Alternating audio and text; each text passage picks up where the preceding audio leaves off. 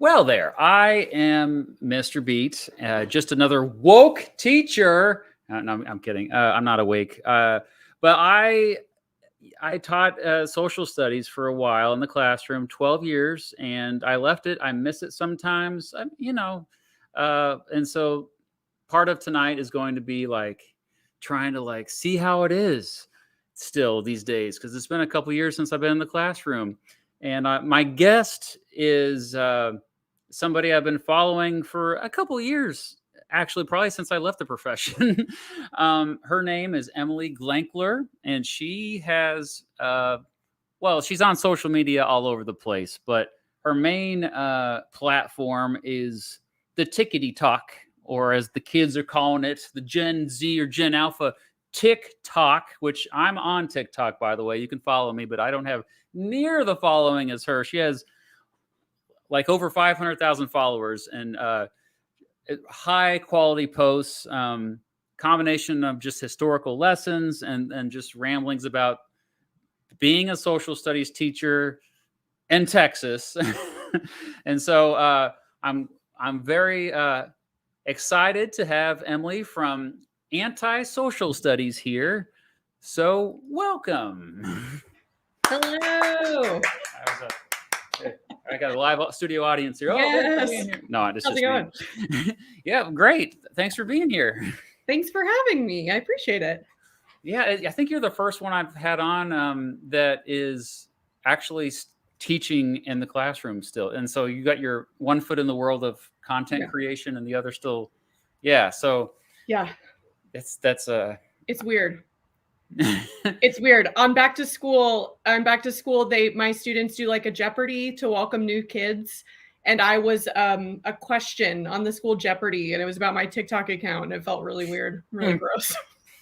There's a teacher at my old high school, Tonganoxie High School, who also has quite a big following on TikTok, but it's not, I would say it's not as educational as yours. It's more just like kind of venting about teacher life type stuff. Yeah. Which part of your stuff is actually, yeah, go ahead and like tell your story a little bit. Yeah, like who are you? I also want to address some really good questions already of why I'm anti-social studies. The answer is that it's a joke and that it's a play on the word antisocial, which I'm also not. I'm very outgoing. So it's a joke. I'm very pro social studies. I'm a history teacher of 12 years. Thank goodness. Yeah. But yeah, so I'm in Austin, Texas. I grew up here. I'm going into my 12th year teaching. I did, for full disclosure, I took this last year off from the classroom. I needed a break for some reasons that anyone teaching would understand. But yeah, I'm going back this next year back to my same school. And I don't know, 5 years ago, I was really tired of meeting people and telling them I was a history teacher and having them tell me either they hated history in high school or that they wish they'd paid more attention. Those are like the two things people always told me. And so I just made a podcast. I was like, okay, stop asking me questions at parties about history. And I made a podcast just kind of teaching my version of world history, US history. And then that led me down this road. It was meant to just be kind of for my friends to quit asking me to explain, I don't know, whatever. And then it turned into an Instagram, YouTube, and eventually a TikTok. My students forced me to do it. And of course they were right. So yeah, that's me. Yeah. Well, I love your kind of big, I guess it's your slogan that's on your website, kind of sums up everything. Because most of the world's problems could be solved if everyone paid more attention in social studies class. I just love that. You agree, right? Yeah. I mean, like so many things you're just like, especially when I see it, because I have a lot of former students that I stay in touch with on mostly like Facebook and Instagram. And I'll see them like post something and I'm just like, oh, you don't remember our lesson, do you? You were paying attention that day. Yeah. Yeah. And I know obviously a lot of older people, they're like, oh man, I love history now. I wish I liked it when I was younger. And I'm just like, totally. No, you always liked history. You like, anytime you talk about your past, it's history. So like, if you tell me, like, that's what I always do. Like, say, hey, tell me what you did last night. Oh man, we went out to this party and blah, blah, blah. I'm like, oh, Cool. Thanks for sharing your history with me. Yeah. Poke Especially fun. if they become important one day, that might be a really important moment in their biography. Who knows? I don't know. Exactly. Yes. Thanks for the super chat there, Mad Dog of Pittsburgh. Then that's quite a username in PFP. Thank you so much. Virginia Tech. Okay. What school did I go to? Oh, I went to the University of Kansas, University of Nebraska, Omaha, and Emporia State.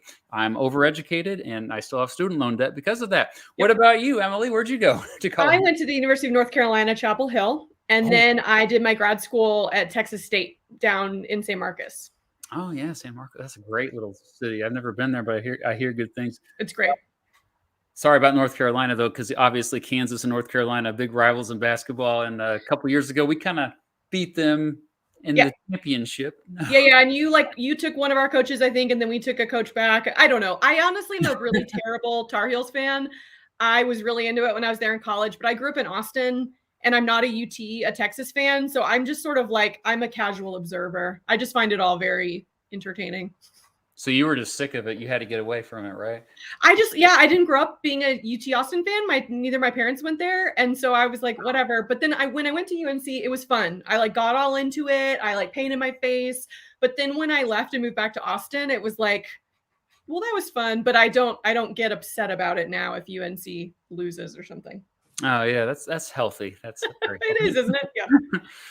Yeah. Anyway, well, yeah, I guess we can just jump right into it. For those who have never heard this or watched this, for those of you watching right now, I see you in the chat. We have come up with 10 questions for each other, and we don't know the questions ahead of time, so these will be a surprise. I'm hoping there's nothing that's too shocking and like, oh, how dare you ask me that? But also, they're open-ended questions, and so that the idea is that it turns into a great conversation. So, and then we'll also take your questions if we have time or if we can squeeze those in. But just know that priority is our questions for each other. And so, yeah, we'll just we'll jump right into it. As Philip DeFranco says, my first one is probably pretty easy, and I'm sure you've answered this plenty of times before. But what got you into history? Kathy Cluck. And she is still teaching. You can go find her on Instagram. She was my AP US history teacher. But I had a few amazing high school history teachers that I realize now I'm really lucky because most people I talked to didn't have that experience. I had all 4 years. Every one of them was a really passionate woman who loved history. But I still just thought it was fun. I liked it. And then when I went to college, I wanted to do something. I loved travel. I loved learning about other cultures. So I did an international studies, one of those kind of you just take a bunch of different classes degrees. And it wasn't until I was a campus tour guide at UNC Chapel Hill, which you can totally see. I'm the type that's walking backwards and pointing and stuff. But I was a tour guide, which in some schools is really nerdy and in some schools is very a big deal. And I will say in UNC, it was cool. It was a big deal. And my mom asked me, because you didn't get paid, she was like, why are you doing this? And I literally told her, I was like, I really like having a captive audience and then being able to just tell them stories. You have to listen to my stories about the school. And my mom, who had on and off been like, I think you'd like teaching. And I'd always said no. She's one more time was like, Emily, that's kind of what teachers do. And so I begrudgingly added a second major in history thinking, okay, if I'm not sure what to do, then I'll have that. And I'm really glad that I did. I got into the nonprofit world. I got into and I just couldn't be in a desk. I couldn't be in an office. And the second that I started teaching, I was just like, yes, this is the thing I was supposed to do. Yeah, it's so funny that your mom was the one who kind of encouraged you, because my mom was also the one who encouraged me. Shout out to our moms. Teaching was not a first career for me. My first career was broadcast journalism. And my senior year of high school, my mom was like, I really think you'd like being a social studies teacher. You really should go for this. And I just resisted. I said, Mom, I hate high school. I hated high school. Yeah. So I'm not going back. What are you talking about? Exactly. Maybe that's why at first you're just like, huh? Because maybe if you have bad experiences, but then, yeah, I was about 20, I think 25, 26 when I realized, oh, yeah, she was right. And so I went back to school to get a second degree in education. Oh, nice. Yeah. Did you have to do that to teach where you are? Because in Texas, we needed teachers so badly that you didn't have, that was part of the thing that helped me out, is that I was like, oh, I don't want to have to go back and get a whole other degree in education. I have a degree in history. And at that moment, it was right in the middle of like 2008, 2009. It was like a big collapse of, schools and teaching and stuff. So they just said, if you have a degree, you could go get like this alternate certification, which is sketchy, but it worked out in my favor. Like it made it to where it was so much easier for me to get into the classroom quickly, which was amazing. It's funny because we went for education at the same time. It looks like, because it was around that time when I was like looking at, do I really have to do this? I was living in Nebraska, and up in Nebraska and down in Kansas, both you had to, and then like a whole degree. I actually did hear about Texas. Like, oh, in Texas, I hear you don't even need a degree. And come on over, yeah. Before I even went back to school, because I was like, yeah, this is a lot of money. I was like, well, what about Teach for America? Mm-hmm. And so I applied for Teach for America. I didn't get in, but I heard all these horrible things about it later. So I was kind of glad I didn't get in. But it is frustrating that I had to, dish out all the money. But at the same time, I took a lot of cool history courses up in University of Nebraska, Omaha, where I went for that. So I don't know. It's nice. It worked out, I guess. I have one of my questions is related to this. Heck yeah. Can I just ask you this one? Okay. Yep. If you went back to high school, but you know what you know now, like you're transported back to you in high school, but you have the wisdom you have now. Like Drew Barrymore and Never Been Kissed. Exactly. Exactly like Drew Barrymore and Never Been Kissed. What's one thing you would do, or one thing you would do differently? So like assuming I'm like, I fit in, they don't know that I have the wisdom. Yeah. It's not creepy. It's not creepy. you're like, you are, 16-year-old you, but you just maybe have seen the future and you know the stuff that you know now about life. Yeah, that's a great question. Yeah, I would probably try to be nicer. I mean, I was not somebody who got in trouble in high school. Like I was a quote unquote good kid, but at the same time, I think back on, like just certain things that I did, certain attitudes I had sometimes about stuff that I was just really, pretty cringe now. Like I was, I mean, I should have been more sensitive to different people, and I should have went out of my way to be kinder. And that's the thing about like having kids too. Like after I had a couple kids, my ego really shrank a lot, and I was like, oh, I'm kind of a jerk. So like everyone is someone's child. Oh no. Yeah. Like you're just, and no offense to the youngins. Like we got a lot of youngins watching right now, listening. I think most younger people struggle with this, where they're, the whole world revolves around them, and they're just like me. You serve me, I don't serve you. And I was totally that. And that's like, to be clear, like that's how we're built to do. That's not even like a diss on younger people. It's just like biologically, like your world is yourself, right? It's not till your 20s for most people that you start to be able to make those connections and go like, oh, interesting. That person over there knows nothing about me. And they don't care. Yeah. Yeah. Well, it took me a while to realize that. I was like, most people are not thinking about you right now. Most people couldn't care, like, because they're so focused on what's going on in their life. Yeah. But when we're younger, we just think like, oh yeah, like when you're walking down the hall in high school, you think everyone's looking at you, and they're not. They don't care.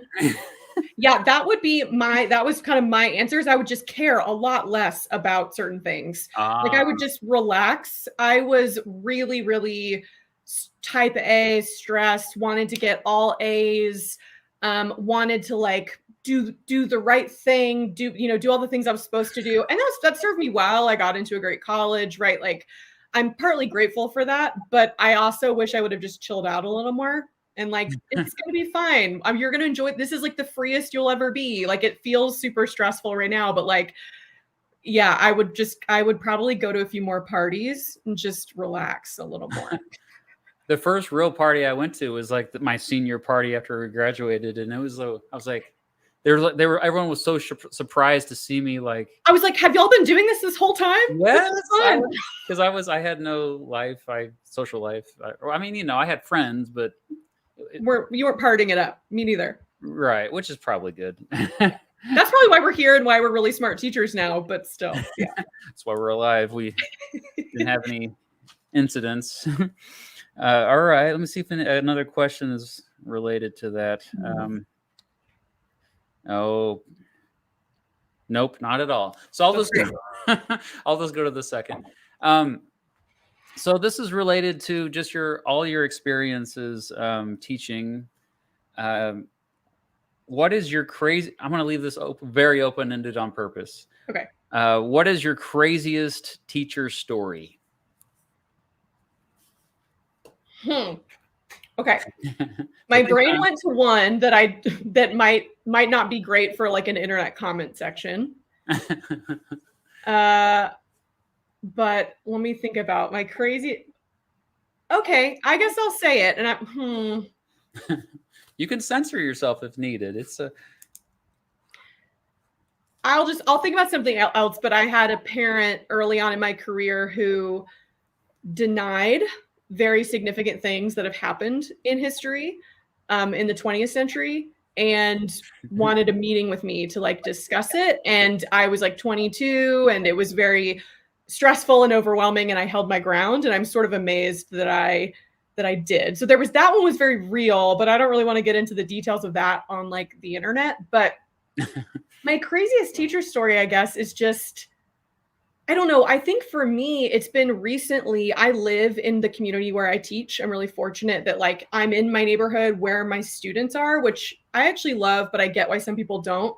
And to me, it's been wild how much of like a network I've unknowingly built as a teacher. Like just this summer, my kid was going and doing a little soccer camp class.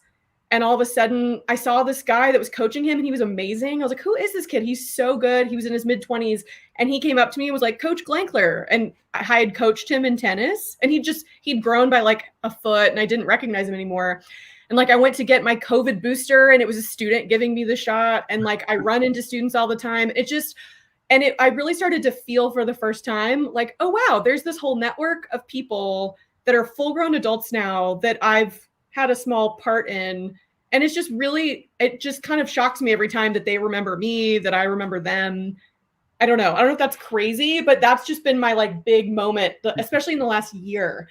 Because I have students now that I taught, because I was so young when I started. I have students now, I'm 35, and I have kids that are 33 who I taught as like a senior. Whoa. In high school. I was like 22 and they were seniors. So I guess they'd be like 32 or something. And they're like realtors and stuff. And it's just wild. And some of them probably feel older than you. Yeah, it's weird because they're now in like real people jobs. You know, I'm still like going to high school every day and they're like have beards and are selling homes and stuff. Teaching keeps you young. It really does keep you younger. It does. It's really funny. Yeah. Because people my age, I'm just like, who is this old man next to me? I'm like, oh, you're younger than me. Oh, like, I don't know if that's just a teacher thing or like a YouTube thing, or I just feel like I'm out of my element with my peers, like people my age. Yeah. We're like the translators. I am like the translator for younger generations for all my friends. They're like, I watched this show and they said this thing. What did it mean? And I'm like, I'll tell you all about it. It's kind of amazing. What's Discord? Like, yeah. Okay, well, I'll tell you. Yeah. You just kind of briefly mentioned you coach tennis. Mm-hmm. I coach tennis too. No way. Yeah, small world, huh? That was what I did growing up. I was a really, really competitive tennis player. And that's actually like, I met my husband abroad. We were on this like touring team that went to the UK and played in the UK for a summer. Like, wow. That was like my whole life growing up was playing tennis. And so, yeah. And I don't anymore. I play pickleball now because I'm old, but hey, pickleball's great. Yeah. That's so cool though. I try to still play tennis. It's a weird coincidence. Although I was not that good growing up. Like in fact, they almost like got rid of our tennis team in high school. And I had to like go to the school board and like beg them to save the tennis team. You saved your school's tennis team. Kind of, yeah. It was one of Wow. those, actually an important moment in my life, because I went to Walmart and I got all these signatures, and I took them, and um, like I wrote this speech though, and I'm kind of mad. I wrote this speech and I was really nervous. I was like, I can't do it. And so my friend Josh, shout out to my best friend from my youth, Josh. He's like, I'll read it for you, and he did such a good job. But it's so funny. I ended up freaking being a teacher, and I couldn't even like read this speech from the paper. I was shaking so Yeah. bad, and he felt so bad for me. He's like, I'll read it for you, bud. Yeah.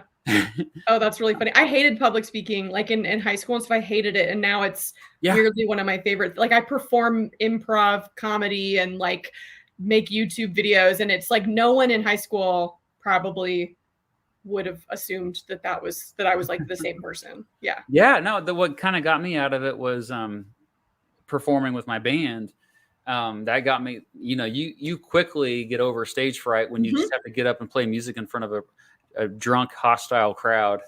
I'm with improv too. I'm sure a lot of Improv is even worse because Yeah. it's like no one wants to be there. Everyone's got dragged there by a friend who's in the show, and it's just like it was actually the thing that cured me of my like perfectionism, because Yeah. you would just go and bomb, but like it was fun, and I was like whatever. But yeah, it's great therapy, improv. You just like get over a lot of your like people pleasing tendencies real fast because no one wants to be there.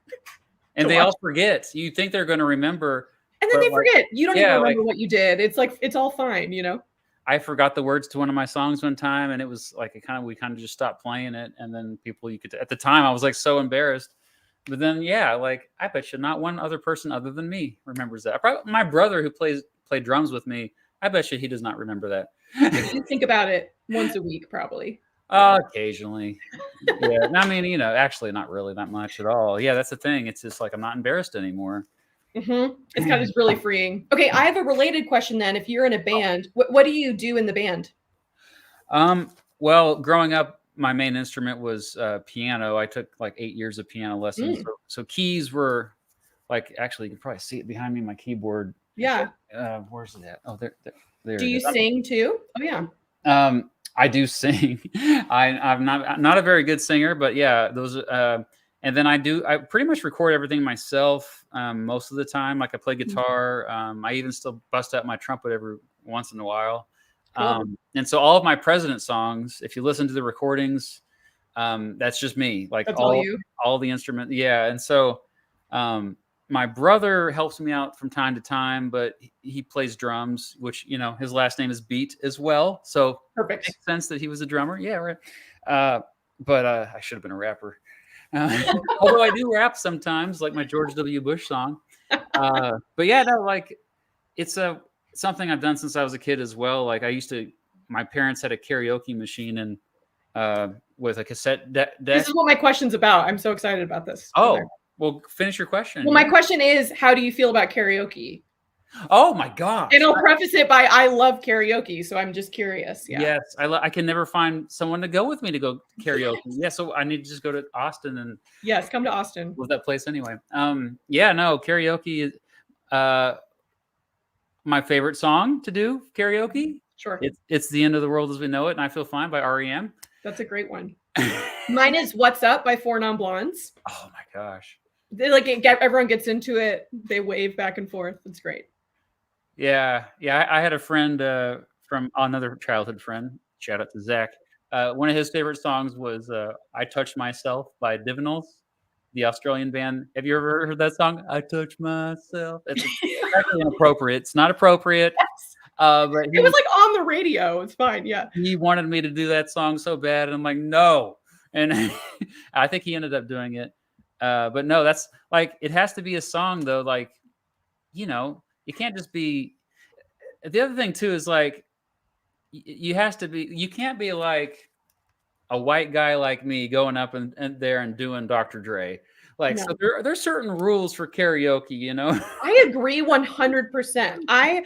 One of my things I do is I will often give seniors the one thing that we do at our school is you get to write a letter for a senior. You give it to them at prom, and it's like you pick a kid that you had a real connection with. And I always include my rules for adulting, and one of them includes my rules for picking the right karaoke song. Oh wow. And I'm very, yeah, it's like, one, you have to kind of practice, you want to practice it. Like I might be singing along to Taylor Swift and think I can hit those notes. And the second she's not singing with me, I'm like, this is not good. But I agree. I also think that you got to think about the crowd. Like, what does the crowd want to hear? I think a lot of people get up and sing a song they like, and it's like a 5-minute ballad, and everyone's like, okay. But yeah, you got like, It's the End of the World is a great choice because everyone would love to like sing along to that. It would make everyone happy. Great. Try to sing along. And Very good job. I always butcher it. Yeah. That's awesome. I just saw your super chat, Exploring History. Subscribe to his channel. It's wonderful. And yes, we are moving. And in fact, this is kind of I don't know if you're one of those people who say an historic, but I say a historic day, because this is the last time I'm going to film a live stream, probably in this studio. Unless I do, I guess I could do one more for Twitch. But it's kind of sad. I've been in this studio for like 4 years. Oh, wow. So sad. Anyway, do you say an historic or a historic? Do you mean like a space, like a historic day? Yeah. Oh, always an historic. That doesn't make any sense. That sounds weird. Yeah, these historic people drive me nuts. I tell you, I don't want to be all tribal, but come on. I did it in writing. I feel like if I were writing it, I would do an. But if I was then reading it, I would just say a. That doesn't make any sense. But it just sounds weird, but I guess because the silent H is like a vowel. You're supposed to. Yeah. You're supposed. We're wrong, but it's fine. Tyler says an historic. I'm sorry. I still love you, Tyler. All right, my turn. Well, this is a little bit heavier of a question. So obviously I went on a stream recently with the cynical historian about this, and this is why this has kind of been on my mind. But what are your thoughts about all of this so-called anti-woke legislation that's affecting what's being taught in history classes, like especially Florida, but also other states? Texas, that's where I teach. What kind of law did they pass there? Oh, we've had them all. That's the thing. There's not news about it because we've just had them forever. We passed one pretty recently that was specifically aimed at like the 1619 project specifically, but then which is its own thing and we can discuss, but like they specifically said something along the lines of like teachers can't do anything that makes a student feel uncomfortable because of their race, which I don't want to make anyone feel uncomfortable because of their race, but the way it was worded was so vague and so weird that teachers were just freaked out. They're like, what does that mean? Like, I can't control how a student feels. So we have a lot of those on the books too. Yeah, I mean, my name, Antisocial Studies, it's kind of it's satire. It wasn't meant to be a joke at people being like anti-teaching honest history. It was just meant to be like antisocial and social studies. And that's funny, but it's taken on a bigger meaning. I mean, I'm very much for teaching history as fully and openly and honestly as possible.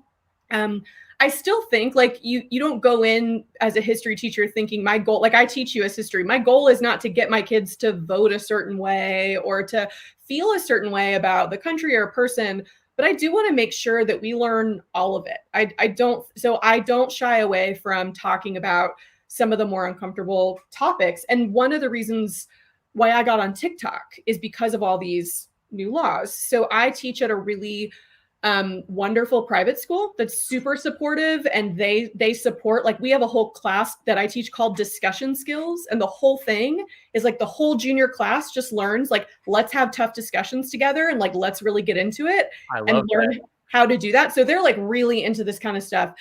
And I a few years ago realized that a lot of teachers I was working with and mentoring that are in the public schools are like, I don't know if I can do a lesson on this topic in Black history anymore. I'm worried about parents complaining and not understanding why we're talking about, Memphis or Tulsa or something. And I just started to realize that a lot of students weren't going to be taught some of those things, partly because teachers are just nervous, right?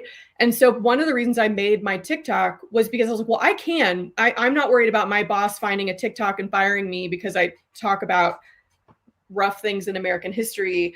And so essentially I'm like, great, send your kids to me on TikTok if you're worried, right? Like that they're not going to be learning about some of the stuff that we need to learn about the bad things we've done in the past, in addition to a lot of wonderful things we've done as a country, right? I think Mhm. a lot of people think that when I say I bring in Memphis and the Tulsa Race Massacre and I talk about indigenous people, and I think people think I mean instead of, like, I don't also talk about Lincoln and George Washington and the War of 1812. And it's like, no, I do it. You can't teach US history without talking about that stuff. So I'm very much for like teaching openly and honestly, but I totally understand why a lot of teachers, and I do understand why a lot of parents, it's just a tricky thing right now. It's really tricky when you're not in the classroom with the kids. Things get translated weird. Like, I know it even as a parent. My kid just finished kindergarten, and like, it's wild to me how little I know about what he's doing all day. So I Yeah. understand like that fear from parents of like, what are they teaching my kid and what are they talking about? But I tend to trust most teachers. There's some bad ones out there, but There was a teacher at my school that used to teach Noah's Ark, the story in a public school. This is yeah. before I got there, but that some of these younger siblings told, yeah, my older brother had him, and he used to teach about Noah's Ark, and so I was like, he did that for years, In and a no one history class or in like an a American history class. American history. Yeah, That's nice. I was like, okay, world history. We could talk about the floods. I don't know. yes. Wow. And apparently no one cared. And then once we start teaching, well, there's even like some triggered people in the comments here, like 1619 project is honest history. Like, actually, there are problems with I was 1619. to say, I didn't even say that. I said like we can discuss that later, right? Like, Yeah, but I just think the topics they bring up, I'm like, yeah, we should, kids should learn about, I don't know, Reconstruction era and the like lack of healthcare for freed formerly enslaved people. And like by talking yeah, about that doesn't mean I'm saying America's awful and we should just cease to exist as a country. I'm just like, it's just a thing that happened. I'm with you. I think 1619 Project is a really fascinating work of journalism, which yeah. is different than a work of academic history. Those are two different things. So when I talk about it with my kids, I talk about it as that discussion. I have them look at like part of the 1619 project, part of the 1776 project or Oh, whatever. yeah. Have them look at debates around it all. And we just that's my thing, is like, if I'm going to bring in something controversial to the class, I'm not teaching it as fact. I'm like, let's discuss the controversy. Let's figure out what people are saying about it. And I think that's what we need to help kids do, you know? That's wonderful. Yeah, the more the merrier. I was just like, okay, they want us to include that information. Let's bring it all in. We have access instantly to the whole internet. Why would we? Yeah. Like, the worst thing you can do They're is gonna read about stuff anyway. They're gonna find a TikTok about something, at least help them process and then come to their own conclusion. Like, I taught for a long time an elective called Contemporary Issues, and the whole course was like, let's talk about what people are talking about. It was a Oh, boy. year-long daily course, and it was like it was boot camp for me, and how to just like sit and talk with a bunch of teenagers about sometimes really controversial topics and be like, you walk out of this class and decide whatever you want. I just want to make sure you have all the information before you do. And then like my job is done. Yeah, I think that's pretty much every social studies teacher, though. I mean, I think so. we focus more on the skills, and Yeah. because most of the content they're not going to remember anyway. Nope. So, yeah, thinking like a historian, which translates to thinking like, it's just critical thinking in It's general. critical thinking and empathy. That's what thinking like a Yeah. historian is like, oh, people are people and they do things for a lot of weird reasons. Yeah. And the more they can access, the more, yeah, the empathy part of it, because a lot of it's just like rooted in ignorance. Like they've never even left their county, and they're Yeah. like I'll never forget like hearing some of my students in a rural school talk about like inner city Kansas City stuff. Like they had all these misconceptions. I'm like, that's 20 miles away. Have you ever been down there? Yeah. They just have all these assumptions, and Yeah. that would be something that should be mandatory if I was in charge. It's like, you have to just like get out of your neighborhood, get out of your community, even like funding for studying abroad. Like you have to, we'll pay your way. Like there'll be a grant for you to go, but you have to like go out of the country and for a month, even just like say, hey, there's. I gave my kids in that contemporary issues class, I would give them extra credit Or I would give them like extension things, and it would be a list of like, there's this film screening over here, there's this event, and they could just pick from a bunch of them of things to do for kind of like, yeah, like experiencing what's going on in the world. And one of them was literally just like ride the city bus downtown and back. It was like with your parents' permission, but they were 17 and 18. I was like, get on the city bus, ride it downtown, ride it back. Because like a lot of them, it was a very relatively wealthy school. Austin's still a really weirdly segregated city. And they were like, they'd never ridden the city bus and they'd never been on public transportation. And it was just, even that was like eye-opening for a lot of them. Yeah. You know, which is wild. So no, yeah. Okay. I have a question. Your turn, right? Okay. Is it my turn? It is your turn. Yep. Okay. This is not related, but this is someone on Instagram asked me to ask you this, and I think it's a great question. So there's a big debate going on, especially there was on TikTok for a while, about what color are the 4 core academic subjects. So like you get your folders for the year and you're like, math has got to be the red folder or whatever. Like, you know what I mean? Or like, oh, history is definitely orange. What colors do you associate with the 4 core subjects? I've never heard of this before. Okay, people are fighting about it on TikTok of like to me, math is blue. Like if math is anything other than blue, I'm like, no. Doesn't make any sense. Weird. I've never thought about this in my entire life. Think about it. So like you would just pick a random folder, you wouldn't think about the color? Well, I never had to do this. Like growing up, I had notebooks, I guess. Yeah. Like, but like the kind of like this actually. Yeah. But I never see. Go check the chat. People have strong feelings about this. Okay. I agree with Luke. I actually 100% agree with Luke. Math is red. He's from Texas. Oh, really? Oh, great. Okay, I agree. Math is red. Green is science because like Earth. Social studies is yellow for some reason, and English language arts is blue. Like that's in my head. If I put my English stuff in an orange folder, it would like bother me. Well, we're getting mixed opinions here. I know. I'm going to make some people mad. I do like red for social studies. So shout out to ZJ13 Goat, who does follow me on Twitch. They're with me on Twitch, so special attention there. Green seems to be a pretty... Yeah, science is green also seems like that makes sense. But yeah, I don't know. Like, I just don't have strong opinions about this. So maybe I need to think about it more. Your brain must be so calm. It must be so quiet in there. Yeah, no, this is oh yeah. Well, the reason why I think red stands out for social studies is just because like for me it's always like alert, like the world is on fire, like kind of like the Billy Joel song, "We Didn't Start the Fire," because I'm always thinking like so much of the fires that are going on right now, figuratively, but also sometimes literally, could be solved if we just learn the lessons of the past. And but like, what's the logic of purple or blue for language arts? I don't know. So there's a thing, someone put it in the chat called synesthesia.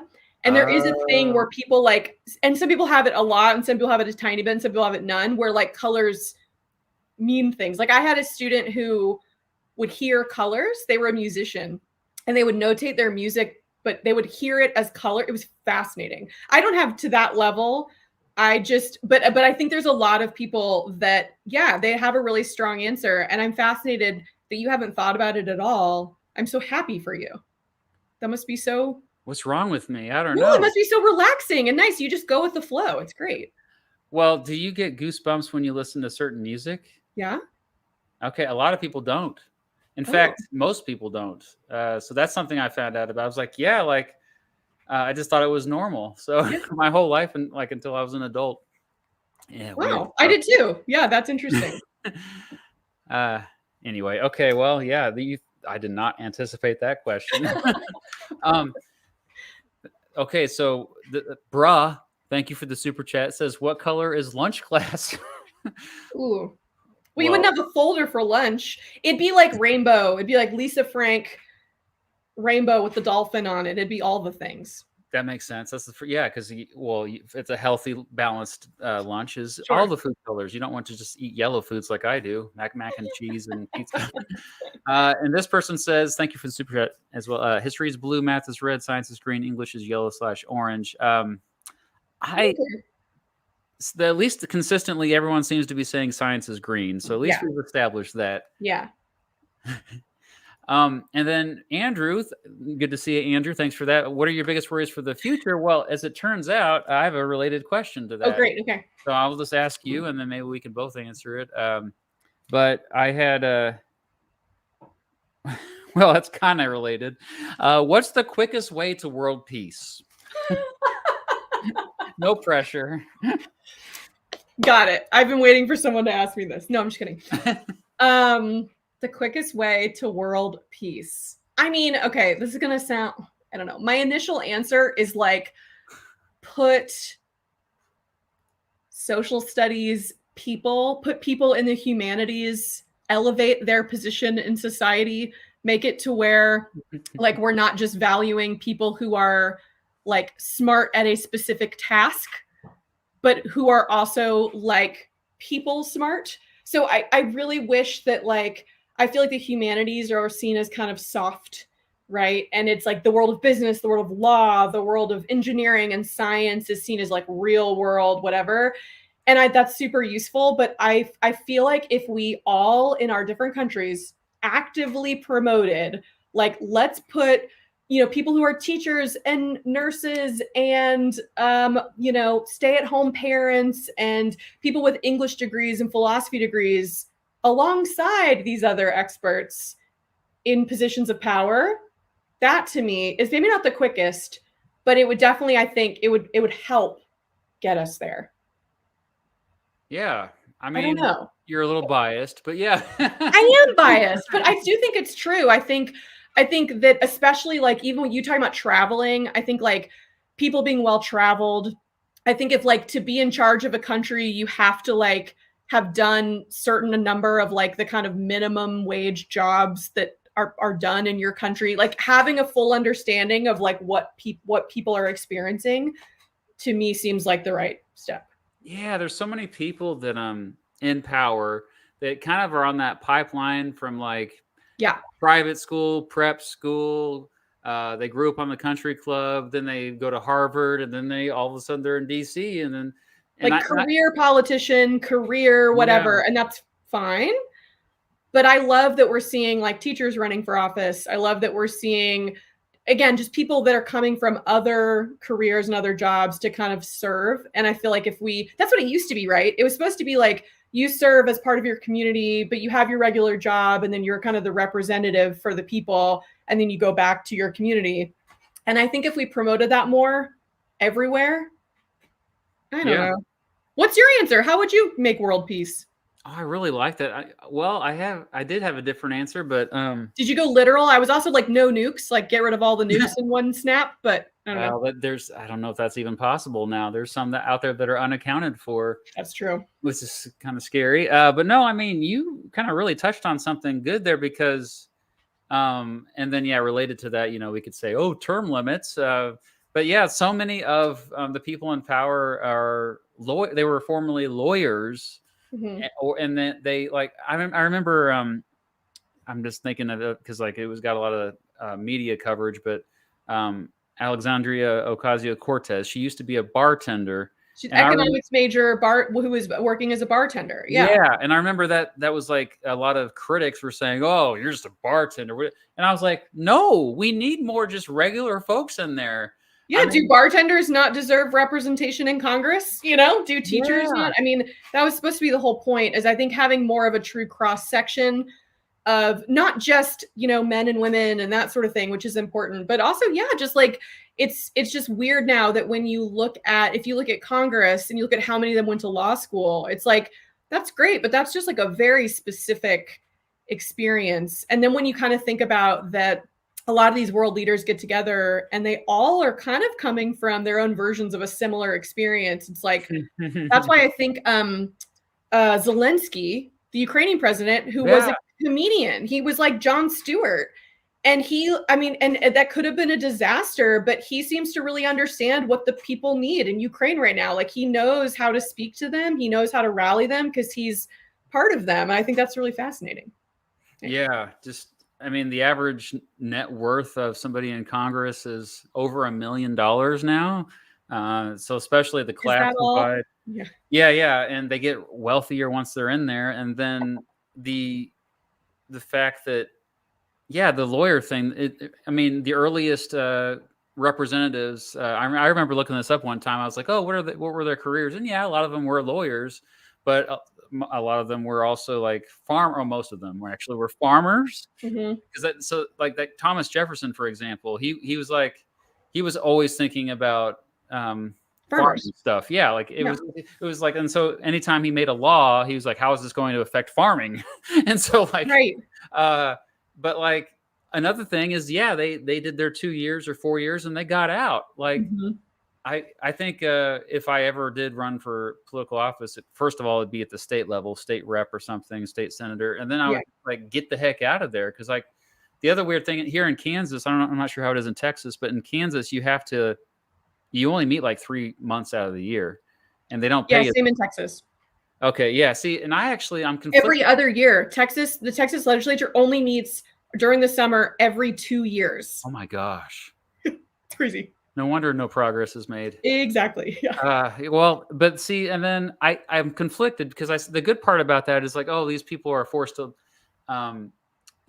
be back into the so-called real world. But at the same time, it's a privilege for them to be able to just take 3 months off, and that means the people that do go into politics, they have assets that they're sitting on, or some kind of they're living pretty good lives. They have a lot of wealth built up, and so they can do that. Like. And so that again leads to the class divide. So even just to run for political office, a lot of them self-fund their own campaigns when they first get started. We never would have heard about this. There's this guy that ran in 2020 in the Democratic Party. What was his name? He was a billionaire. I forgot his name already, but you probably know who I'm talking. I'm not talking about Michael Bloomberg, but the other billionaire who ran in 2020. Yep, I know what you're talking about. Yeah, and he spent so much money, and all that money spent was like so he can get 1% in the polls. But that just to get to that point, it's amazing. Like just to run. Yeah. Anyway, we have. I wanted to mention really quickly, and this is I'm not actually arguing for this, but it was fascinating. If anyone wants a podcast recommendation, Malcolm Gladwell did an episode in his podcast Revisionist History called The Powerball Revolution, and it's all about this guy who's been researching Democratic elections by lottery. And it's one of those ideas that sounds terrible. And then when you hear him explain it at small local levels, not at a national level, at small school levels, local levels, it's like amazing. So it's like basically anyone who wants to run can put their name in, and then it's just a lottery. There's some requirements and stuff. And he talked about they did it at this school somewhere in South America and how it like totally changed the school because all of a sudden you get shy kids that are in student government now because they didn't want to make a speech, but now they don't have to make a speech. Anyway, you should check it out. It was really fascinating. I heard about it a long time ago, forgot about it. Thanks for bringing it to our attention. Yeah, great. I'm checking that out for sure now. Leviticus Prime, thank you. The way we make the world a better place is to make Mr. Beat dictator. So great. It's that simple, folks. I tell people, I'm like, make me czar for like a year, and then I promise I'll go retire on an island and never come back. But just make me czar for a year. And but once you get that power, it's hard to give it up. It's like, I think I'd get too tired. I just want to go. I'd want to go off to Elba like Napoleon did and be like, everyone just leave me alone. Yeah, that's a good point. Like, it's not worth it anymore. Well, thank you, Leviticus. Even though I don't know, where would you rank Warren Harding now? I tweeted about him yesterday because it was the 100th anniversary of his death. Oh, and one of my questions actually is, who do you think is the most underrated president? Okay, well then let's just do that related. Well, and you can talk about your thoughts on Warren Harding. Yeah. Okay, I like it. And also Jerry Ford, I love that. From The Simpsons. Yeah. So, well, first of all, about Warren Harding, he used to be my least favorite president. He's moved up a little bit over the years. I would say now he's probably like the 5th worst or 6th worst because I learned some things about him. he was actually fairly forward thinking in some of his policy, and Hmm. like especially civil rights. He was more ahead of his time than I realized. Oh, me too. And my viewers brought that to my attention. So thank you, viewers, for that. But as far as like most underrated president is what you asked, right? Most underrated. Yeah, I mean, I made a video about this back in the day, but I think I still stand by it. I think it's James Polk. Even though I'm He not a went to James. UNC Chapel Hill. Go Tar Heels. Oh, okay, yeah. Which I was never very proud of, so I'm interested to hear your argument now. Well, the reason why where you live right now is in the United States. The big reason is because of him too. That's Yeah, true. I mean, the thing is, like, I'm not a fan of James Polk. I mean, in terms of, ethically, like he was kind of a rotten person in terms of he just was completely. It was a war of aggression, in my opinion, the Mexican-American War. Yeah, like he. But at the same time, like if you look at his legacy, man, we literally so much of the country, including the wealthiest parts of the country, which Texas, California, hello today, wouldn't if it weren't for him, because he really drummed up he convinced Congress to vote for war, and but then also he got Oregon Territory peacefully with Britain. That could have been another war, and just. He went in there, did what he said he was going to do, lowered tariffs, which I think was another good thing, and then he left after one term, and then he promptly died a couple of months later. And we don't remember him. He's not on Mount Rushmore. He's not. He's just. In fact, I would say, even in Tennessee, where he was from originally, there's not a lot of people that even know about him, because I don't even. I mean, his museum is, I think it was started just a few decades ago, and it's pathetic. I haven't been there, but I heard it's not very good. It's like, there's not much there. No offense if you work at the Polk Museum. I'm so sorry if I offended you. To our sponsors at the Polk Museum, we're very sorry. But it's nothing compared to the Ronald Reagan Museum. Have you been to the Reagan Museum? No, but the LBJ Museum is just down the street from me, and it's amazing. Some of those presidential libraries and museums are incredible. Yeah, I heard that's a good one too. I've never been there. Man, maybe I should just go down. That's an excuse to go film a video about LBJ. I'm just gonna. It's a really good museum too. They do a lot of cultural stuff too. They do a lot of stuff of like what life was like when LBJ was ruling. So it's a lot of 60s stuff too. I've done some work with them. They're great. Yeah. I agree on Polk. I think I still don't like Polk I don't like his morals and his ethics or whatever, but you're right. As far as impact on the country, it is weird how much we gloss over. Anyway, we tripled in size or doubled in size or whatever. Let's move on. So yeah, I think you're right. My answer to that is always Taft. I think Taft is really underrated. Oh, okay. Yeah. Why Taft? I'll give you my quick. I mean, it's mostly, I don't think he was the greatest president we ever had, but you tell me, what do most people, they know one fact about Taft? Do you know what it is? The bathtub thing. It's that he got stuck in the bathtub because he was very large. And so what's fascinating is that Taft actually did a ton. I went on another podcast in defense of Taft. I did a whole thing about him. But one is that he actually did the things Teddy Roosevelt said he was doing. Yeah, the trust busting. So Teddy Roosevelt was like, sure, we'll bust the trust. And then he sort of just made handshakes with people. And then Taft came in and was like, let's actually make sure this is legal so it holds. He was this is going to be a weird thing to say. He was a really good, effective governor of the Philippines. And I say that as that's a really problematic job for a white dude to have. I'm not saying we should have had a governor of the Philippines, but he actively integrated. He wanted to have more Filipino representation in their colonial government. They kind of really liked him there. He actually didn't. Teddy Roosevelt was like, I need you to come run for president. And he was like, I feel like I'm doing really good work here in the Philippines. And they dragged him to be president. Yeah. And he's the only president who was also the Chief Justice of the Supreme Court, which was his dream job. His dream job was to be on the Supreme Court. And Teddy Roosevelt basically said, be president for a little bit, and then we'll figure out a way to get you on the Supreme Court. He didn't even want to be president. Right. And now everyone just remembers him as the guy that got stuck in the bathtub. And I think that's really sad. Anyway. And that probably didn't even happen. It's funny how history works like that. It's just, and also I have a soft spot for any president or any politician period that just doesn't want to do it. I just looked again at Horatio Seymour, who ran for president in 1872 for the Democratic Party against Grant. And Horatio was he was like, not only did he not want to do it, he like with a passion didn't want to do it. And this is back in the 1800s. A lot of people don't realize that today. Like back then in the 1800s, candidates did not campaign Right. at all. Like they just stayed home. That's why it was a big deal when William Jennings Bryan he went around and started giving speeches. Like, what is he doing? You know? Yeah, it's embarrassing. What's happening? And yeah, so like, and Horatio Seymour was, he not only stayed home, but he also like, I think he would give speeches when he did give speeches, like, because I think he was in Congress at the time, or maybe he was a governor of New York or something. I don't remember. But anyway, he was like, yeah, no, please. There's other people. He would recommend other people, like, you know. So that's awesome. But he probably still would have been mediocre. But I'm just saying. Thank you, Andrew, for that. And also, we've got your Luke says you're anti-bull moose. And I'm not anti-bull moose. I'm just saying Taft deserves better. He was the head of 2 of 3 branches of government. He was the only president who served on the Supreme Court. I'm just saying he deserves better than the bathtub story. That's all I'm saying. I agree. And Brady, I've been to the Gerald Ford Museum in Grand Rapids. I highly recommend.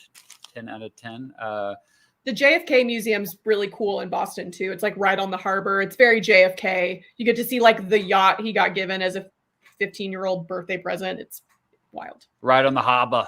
Yeah. Basically, yeah, it's like the most JFK thing ever, but it's beautiful. Yeah. Awesome. Well, and I do have a related question for my 5th question for you. Oh, great. This is just working perfectly. And that is, I had to ask your favorite and least favorite president and why. Okay, I want to clarify favorite like as a human being or favorite like to teach. Oh, you know, that is a big, because my favorite to teach is Andrew Jackson, and me too. There you go. See, yep. Actually, and LBJ. I'll just say I think my favorite's LBJ, and I think that goes for maybe both. Partly because I'm from Austin. He was like he's from the Hill Country. His museum's right down the road.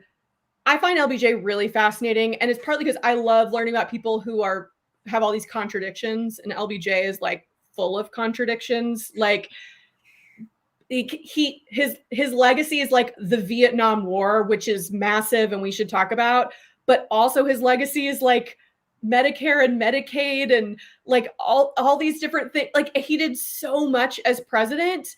And again, most people, like I've done videos about LBJ, and most people in the comments I bet they'll start doing it now, just make jokes about how he would like Jumbo display himself. Yeah. And I'm like, yeah, he was probably an asshole, you know what I mean? And he was a misogynist and whatever. But it's like, again, it's another one of those, I find him really fascinating. And I'm also fascinated about how he was a teacher. He was one of our only presidents who was actually like a K-12 teacher. He taught at this really impoverished school for mostly like Latino students outside San Antonio. And he brought that experience and did a ton for teachers. Like he's an example of what we were talking about before. Someone who like really did come from like the people and became the president and seemed to not ever forget that. And I just find that fascinating. Did tons of things wrong too, and then least favorite president? Yeah. Well, I'll do like not in my lifetime. I don't want to get too political. But least favorite president would be, I don't know. I feel like, Nixon. Nixon's a safe. Nixon, just because he's so disappointing. Nixon disappoints me. He's one of those where I'm like, I'm not mad, I'm just disappointed because he had so much promise. He did so many really fascinating things. Like his foreign policy, whether I like it or not, was like genius. And then like Watergate's so stupid. It's so dumb that it makes me mad. So maybe I'll say Nixon. Not as dumb as stuff going on right now. I'm gonna leave it out of that. But Nixon's one of those where I'm like, oh man, you did actually some really interesting things, and then you just threw it all down the drain on such a dumb. Again, it's not even like that's when I teach Watergate now. Kids are like, that's it. That's all. Yeah, that's it. They tapped it. I'm like, I know, and he went down with it swinging and was like, anyway. So that's and. His ego got the best of him. I mean, you have to kind of have a big ego to begin with to even consider running for president. Yeah. And like, that's, I think it was just a character flaw. But yeah, in terms of, he did a lot of great things. Like, I do think one of the most important moves in American history was opening up trade with China and diplomacy with China. Masterful. The EPA, the Clean Air Clean Air Act. Like all these things that you don't even associate. Like, he was a Republican, even though he was passing things that Democrats appreciate today. And then I don't know, and he was also one of my 10 worst presidents when I made my worst presidents video back, like that was like 5 or 6 years ago. But he's kind of gone up in the rankings a little bit for me too, like Harding. The more, I mean, especially when you look at the current stuff going down, and it kind of like makes it, I still think that James Buchanan was probably the worst. Like, just because I don't know. And there's a lot we don't know about James Buchanan, because a lot of it was lost, as it turns out, in history. But yeah, like, from the limited information we have, it just seems like he was like, I don't know, I can't do anything about it. So he's just a shoulder shrugger, like watching the country just on the eve of civil war, right? Yeah. Yeah. And then when he does act, it's like, well, Dred Scott decision was good, guys. Yeah, he does not read the room. He doesn't seem to really read the room very well. Yeah. That's fair. Just not a good leader. That's the thing. Like, Abraham Lincoln may have had a couple missteps, in my opinion, but you cannot deny his leadership. Yeah. Like, anyone who denies his leadership at all, I'm sorry, you don't have any credibility to me. Yeah. So that's a good point. He was not, well, he may have been gay, but we don't know. No evidence that he was gay. But he was the only one. He was essentially unmarried as president, right? I think he had a wife who died, and then he had a long-term roommate that he lived with. Yeah.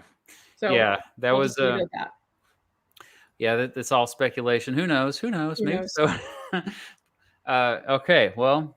Oh wait, is it me now? It's your turn. Oh, sorry. Okay, I'm gonna switch to something else. I have this. My other ones are not history related. This is sort of, though. This is my favorite game to play when I'm like proctoring exams and have to just watch kids take a test. I think about who would play them in the movie of their life. So I want to know who would play you in the movie of your life. And you can go two ways. You can go like, I've been told I look like this person, or like, who would capture your essence, your spirit. They can be dead or alive. Anyone who's like an entertainer, who would you want to play you? Well, the first thing that comes to mind is I have gotten comments, especially when I'm not on camera, that I sound like Adam Scott, who is I don't know if you remember him from Parks and Rec, and also the new Party show Down, yeah. Severance, by the way, is like. Have you seen Severance? It's so good. I can't wait for the next season to come out. Oh my god! I know, it's the best new show, and now it won't come out for a while because of forever. But that's okay. You can see Adam Scott. Yeah, but my personality doesn't match him at all. Like, he's kind of the sarcastic kind of. But he's a good actor, so he could play you. Maybe he's in terms of like spirit, I think. I don't know. I'm. Who's the most awkward one? I mean, what's that guy's name? Michael. Michael Cera. Sarah. Yeah, that's it.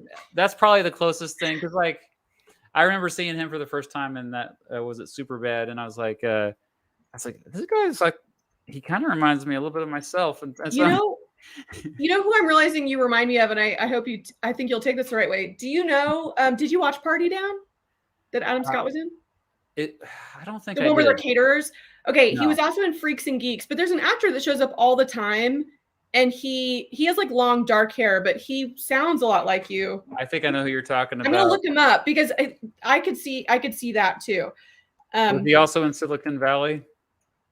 I think so. I'm not sure. I'm gonna look it up and I'm gonna find it, and you can decide. Martin Starr is his name. Yeah, Martin Starr. Yeah, I'm not too surprised that you would say that. Yeah, that guy. Especially in Freaks and Geeks, that was me. I can see that. Well, I loved his character in Silicon Valley, which is another one of my favorite shows. And shout out to Mike Judge, who created that show. My former podcast host, Helen Hong. Shout out to Helen as well. I'm just giving shout outs all night long. She like has his phone number, and he follows her on Twitter. I'm never calling it X, Twitter. Mike And I was Judge? like, yeah, because she worked with him on Silicon Valley. And I was just like, That's hey, really cool. you got to hook me up, bro. Like, I will say, as a big Mike Judge Texan, fan. King of the Hill Oh, is yeah. art, and I wish more people watched that cartoon. It's art. As a Texan, like, he has a dog named Ladybird after Ladybird Johnson. Like, it's so good. Anyway. Yeah, he captures the spirit of Texas very well. Mhm. All right. Well, it's my turn, right? Do I answer mine? It's your Oh. turn to ask. Yeah, I mean, you can answer yours if you want to. The person I would like, who I think would capture my spirit the best, is Kristen Wiig. I haven't been told I look like her as much, but I've been told by my friends that she could capture my dance moves and sort of silliness as well. So I think she would be my pick. Anyway. I love Kristen Wiig. We just watched Bridesmaids again. I was like, wow, this is a classic. Okay, yeah. So this is back to teaching stuff. So sorry if we're no, it's great. Around. What has been the most what's the most difficult thing to teach students? Intentionally open-ended again. The most difficult thing to teach students. Anything related to economics. And that's for two reasons. One is because I really struggle with economics. It's like, I'm trying to have a growth mindset about it and be like, I can learn, but I really struggle. When you came on my podcast, you were teaching me about this. You were like, he's a guy who's an economist. And I was like, oh no, I'm not going to understand any of this. But I think it's hard to teach students about it because, especially when you're younger, I mean, economics is everything. Like, it explains so much of what happens in a country. I think we're understanding it now, going through the craziness of like the pandemic and the job upheaval. And so, like, we're actually seeing like, oh, inflation. We actually see what that looks like. But I found in the past, it's really hard to get kids to understand when there's some moment in history where you just have to understand like the tariff, or you have to understand inflation to really understand why someone would vote a certain way that is the trickiest, because until you live through it and you're like, oh, right, paying $8 for grapes or whatever, like, is crazy. And it's going to have a bigger impact on my daily life than a president's stance on, I don't know, some big foreign policy. So just generally, I have a hard time explaining it. And I think students have a hard time feeling like it's important because it seems just kind of dry. You know? Yeah, that was me when I was in high school. And then I ended up teaching it and loving it later in life. Mm-hmm. But yeah, I would agree. Like, you could have interpreted that question differently, by the way. You could have also said, hey, when I have to teach about like, I don't know, like more recent history or something like that. I don't know. Like, well, that's true. 21st century is tough. I stopped my podcast, my U.S. history podcast. I stopped on a cliffhanger in the year 2015. It's like, that's the end of the season. That's the end of history. I just didn't want to get it. It's like, I think historians need around 10 years to let things settle before they can start to really figure out like what's going on. Yeah. Yeah, that's true. You know, the thing about economics, I think a lot of people can't even define economics, and that's a big problem, because if they actually knew the definition, then they would actually, I like that, because like, it's just about making choices based on scarcity. And I always open up I used to open up every semester saying, hey, if we had an endless supply of everything, this class wouldn't exist. In fact, maybe we will live in a post-scarcity society where everything, like, there's a surplus of everything. And like, they can never wrap their heads around that. Like, well, you mean I wouldn't have to worry about it? Right. It would all be there, like, instantly. Like, and they don't think, first of all, they're like, no, Mr. Beat, that couldn't happen. But like, it also, like, yeah, because so much before I tell them that, they only think it's about money. Oh, it's just money. Like, no, it's about choices. And so every time you're making a choice, it's based on scarcity, like whether it be time, or usually it's time or money. But it could be anything. I mean, everything runs out. So once you kind of frame it that way, I think it kind of reels them in a little bit more. And it reeled me in more. I'm like, oh, I've never heard it explained that way either. And I like that better. There you go. Try it with them. So Try good it. job. Yeah. All right, cool, man. I feel like I accomplished something. Yeah. Okay, fine. I'll go back and read an economics textbook tonight. Okay. Speaking of this is kind of a random question. I thought this was something everyone did, and maybe they don't now. Do you reread books? Not very often. It has to be like a really good book, and I have to a lot of time has to pass. Like Interesting. one example is 1984. I read it the first time because we had to, in high school, it was like required. Sure. And then I remember I went back and during my libertarian phase of life, I went back and reread it. I was like, oh yeah, man. Yes, Big Brother is always watching. And now I probably need to watch it again now that I'm and like I don't have like an ideology anymore. But and then there's some books that are just so darn good. Like I have it behind me, Republic Lost. Because also I'm like, well, does it hold up? Because if he wrote, Lawrence Lessig wrote Republic. Have you heard of that book, Republic Lost? No. He wrote that book, I think, about 12 years ago or something. And it was basically about corporate welfare. That's what the book is about, and special interests, like in the marriage of government and corporations.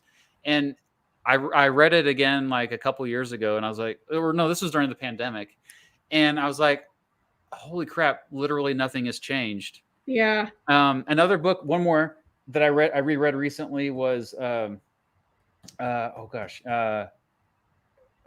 the name of it? I'm blanking because I'm in the live stream. It's not back behind me. I always forget the name of it. It's about the inequalities with schools. Savage Inequalities is actually the name of it, I think. Savage Inequalities. And it's about so this was written like 1990. Oh. And I just Googled it, 1991. And it's basically the disparities in education between, like the inner city and rural school districts versus the suburban, really wealthy districts. Yeah. And, I experienced this. Like I used to work and I substitute taught in an inner city school district. And then I also worked in a very wealthy school district. And for a time there, I worked in both at the same time. And it just like blew my freaking mind, and you probably noticed that it was private schools too. Like it's like a whole different world. A different world. Yeah. So anyway, it was written in 1991 and I reread it literally a couple of months ago when I was on the plane, and holy crap, it holds up.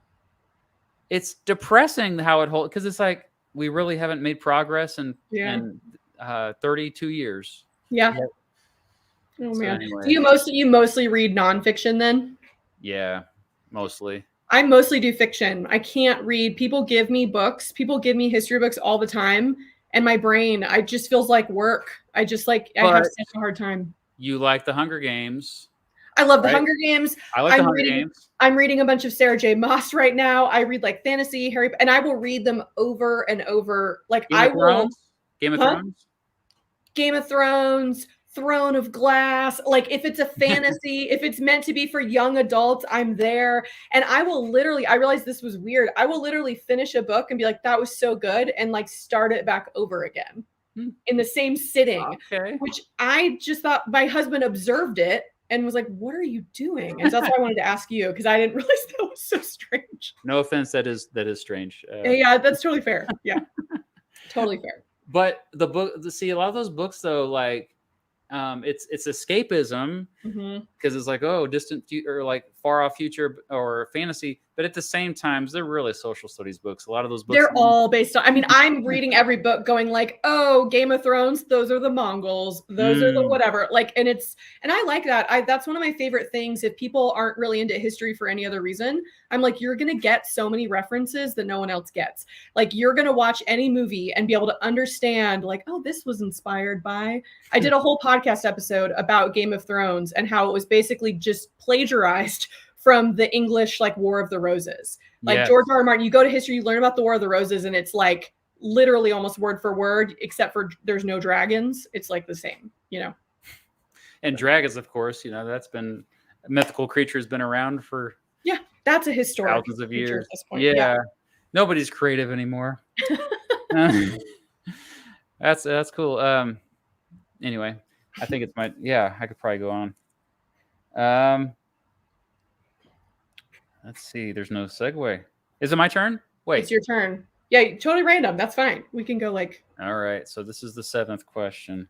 I'm glad this ticker's here because otherwise I would lose track. All right. I'll go ahead and ask you this. They get a little bit heavier from here on out. Mine get lighter. Okay, this will be good.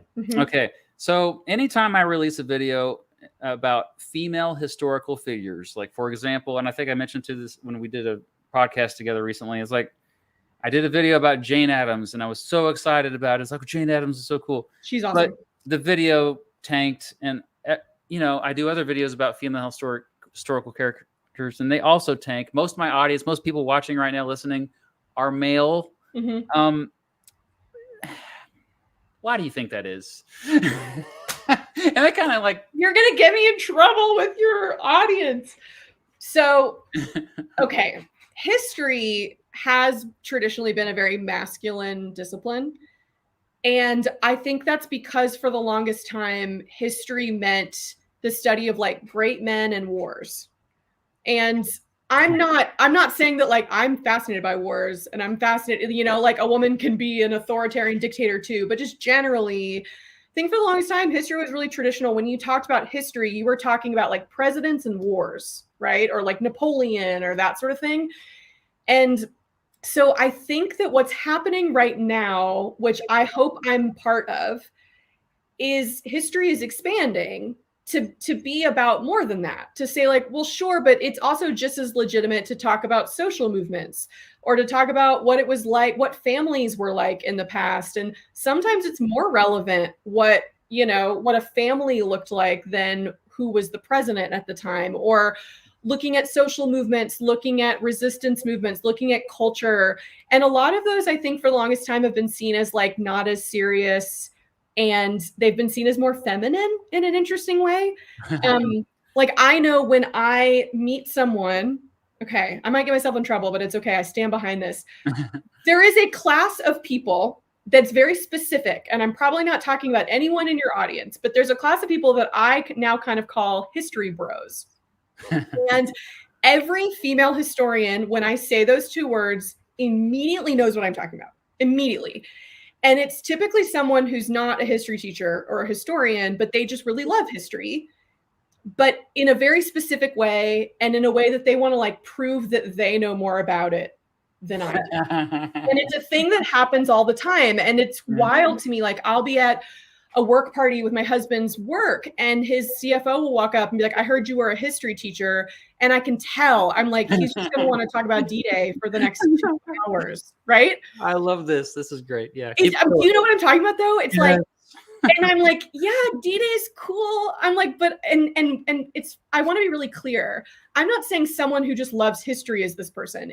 There's this element of wanting to prove that they as a casual fan know more than me as an actual historian. And a lot of times that comes from me being more interested in more feminine, quote unquote, softer things. Like I'm interested in social movements. I'm interested in culture. I'm interested in women's movements, people of, like resistance, that sort of thing, because I see myself in that history. And I think that there's a group of people that kind of are gatekeeping and going, well, that's not as important as knowing about all of Eisenhower's decisions in the D-Day invasions. And I'm like, it's just not my thing. So I've noticed that too. I've curated kind of on my channel, my audience is mostly women, mostly female. And I think a lot of them come because, yeah, they feel like sometimes their interests in history are seen as like silly and not as important. And I have found that when I come and do things like this, when I come onto your channel or onto Heimler's channel, I encounter a lot more resistance from people than I ever do on my own page, because I just realized we've all curated our own little audience. You know what I mean? But I've noticed that. It's like, I still every year, most years have a student or two that wants to like dismiss or prove that I don't know everything that I think I know. And it's very strange that it's 2023 and it's still happening, but it happens a lot. Yeah. I had a wake up call early on with my channel, because I was like, oh, this is just a fascinating topic. And I've always been fascinated by fashion history, which is kind of ironic because I have no fashion. Like the shirt I have is like the coolest shirt I own, but my wife buys all of my clothes from Kohl's or wherever for me. And so like like, but I'm fascinated by like, okay, I read one time that, oh, men used to wear high heels. And I was like, oh, and then little boys used to wear dresses. And so this like, and so I have videos about these topics. And my history of high heels video was the first video I had on the channel that did really well. And it was an eye-opening experience. I was like, oh, like maybe I should do more of this stuff because my personal interest in history has always been political history. And now, obviously, as you know, like who's been in power throughout much of human history? It's been men. Yeah. And then specifically the United States, who's been in power? White men, pretty much. And so I'm kind of stuck there because like. Yeah, if you're going to talk about the presidents, you can't diversify that more than it was. Yeah. Yeah. Let's talk about the first female president. Oh, that's never happened. Yeah. Just when Kamala Harris was the first vice president, like I was like, oh, finally, I can't wait to make a video about her someday. That's literally the first thing that popped in my mind, even though like I was like, literally, I don't have any strong opinions about her. How can you have strong opinions about the vice president? They don't do anything. Who's the worst vice president in history? I'm like, tell me anything a vice president has done. Yeah, go watch Veep. Like, go watch Veep. It's fine. Yeah. Oh, I love that show. We're watching. And I think, and we can then move on, but I do feel really strongly about this, that like, I even see some people in the chat that are like, well, history's just been dominated by men. And I'm like, that's not true. The history we've talked about and taught about has been dominated by men. Like, history is everything that's happened in the past. And there's 50-50 women and men, right? So, and I'm not saying that like we should talk about female presidents the same amount of time we talk about male presidents, because that doesn't make any sense. But I think that's what's happening, is that we're starting to realize like learning all about the president and all about the battle movements is really interesting and cool. But there's like a million other things that were also happening like during the Civil War that don't relate to that at all, that were also really important. And so, and I'm not meaning to make all of those things seem like feminine or for women, but that's typically how people frame it to me. So anyway. Well, no, yeah. I think we should keep talking about this. I know it's such an important thing. Like the other thing too, military history. Like the biggest history geeks I encounter are military history geeks. I'm just like, when are you going to be a general and you have to know these military strategies? You don't need to know this stuff. It's more important to know the social history and political history, cultural history. But then I vent about this to other history tubers, but usually it's other guys. Yeah. A lot of the ones I collaborate with are they're white guys like me, but at the same time they cover social history, they cover cultural history, political history, not just military history. And we always were like, I wish there was more female history teachers on YouTube. And I'm like, I always have to stop them. Like, guys, they're there. You just don't watch them because they're not covering what you're interested in. One example, there's a channel called, I think I don't know her real name, but her channel is Jay Draper. Have you heard of Jay Draper before? I'm actually not on YouTube very much, which is why. But yeah. Well, I recommend her channel. But it's not like her last video she just released. It was about why we talk differently. Why English has evolved, basically, because she's so like around the Canterbury Tales, and like, because remember, did you have to read the Canterbury Tales when you were? No, thank God. But oh my gosh, and it's like a different language, and you're just like, you just spend the whole time translating it, and so the video is about language essentially, and like the history of language, and then there's just so much other parts of history other than military history, and it's so frustrating that there's just like, oh, you're into history, and then you just start talking about. The assumption is, I think there's still people, and I want to be really clear. I love military history too. Like I took military history classes in college, and I think it's super fun too. I don't want anyone to feel like, I think a lot of that gets passed down. Like, oh, your dad is really into learning about this war, and then he makes you watch documentaries, and like that's cool. I think that what happens though is that for a lot of people, when they say history as a field, they picture like World War II. And they picture like Churchill, Hitler, Stalin, and FDR, and then like battles. And that's just like one very small part of history. I think the other reason why there's not as many big history history female YouTubers is I know I don't do as much stuff on YouTube because I find that the audience isn't as receptive as other places that I find I encounter. And I'm not suggesting that like, these history bros don't also correct and talk down to male historians, but I will just say for myself and some other people that I've kind of worked with that I just tend to stay on TikTok. Weirdly seems to be the most open to like, I just want to hear your experience. And I think it's because you can really curate and like find exactly the people that you're looking for. So that's why I've actually not done as much stuff on YouTube, is because I find when I do, my comment section gets filled with people who call me like that lady or say I'm like yapping about history, which is a whole other conversation. You need to get me to moderate on there. I'll take care of them. You got to have the moderators. I have them actually. The word yap. If no one ever says the word yap again, I will be very happy. Oh my gosh. So thank you, MOU, for Woodrow Wilson's wife, President Ark. Yeah, Edith Our Wilson. first female president, That's basically. Right. Yeah. Shout out to Edith. And thank you, Ale Wife, for the super chat. It's your turn. Okay. Let me think. I'm gonna do. Okay. Mine are getting progressively sillier, so this is great. What's the weirdest thing you eat? Oh, I'm a pretty basic guy when it comes to food. Yeah. Or what's something you eat that people go like, really? And they, I love broccoli, and I even got my daughters to love it because we just eat it all the time, and it makes me fart. In fact, we had it. That's why I'm farting right now. You thankfully can't smell that, but yeah, I put it on pizza. I put broccoli on pizza. Oh no, that's weird. Yeah, there we go. Very weird. That's. I also put cream cheese on pizza. Is that weird?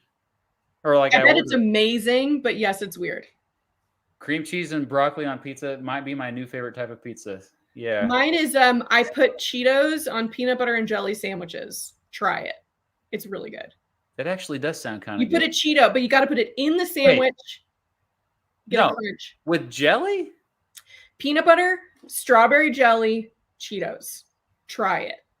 I think I would prefer it just with the peanut butter and Cheeto. No, the jelly is like, it's a little sweet. It's a little, you got to, me and my husband, we figured out that we both like this thing separately. I was like sneaking some in, and he was like, what are you doing? And we realized like, that's when we knew we were meant for each other. That's so romantic. Yeah, that's crazy. Because that's not something, anybody in the chat like that as well? Probably not. Probably not. Somebody ate crab brain though, so I never thought about crabs having a brain. I mean, it makes sense that they do, but I've never thought about it before.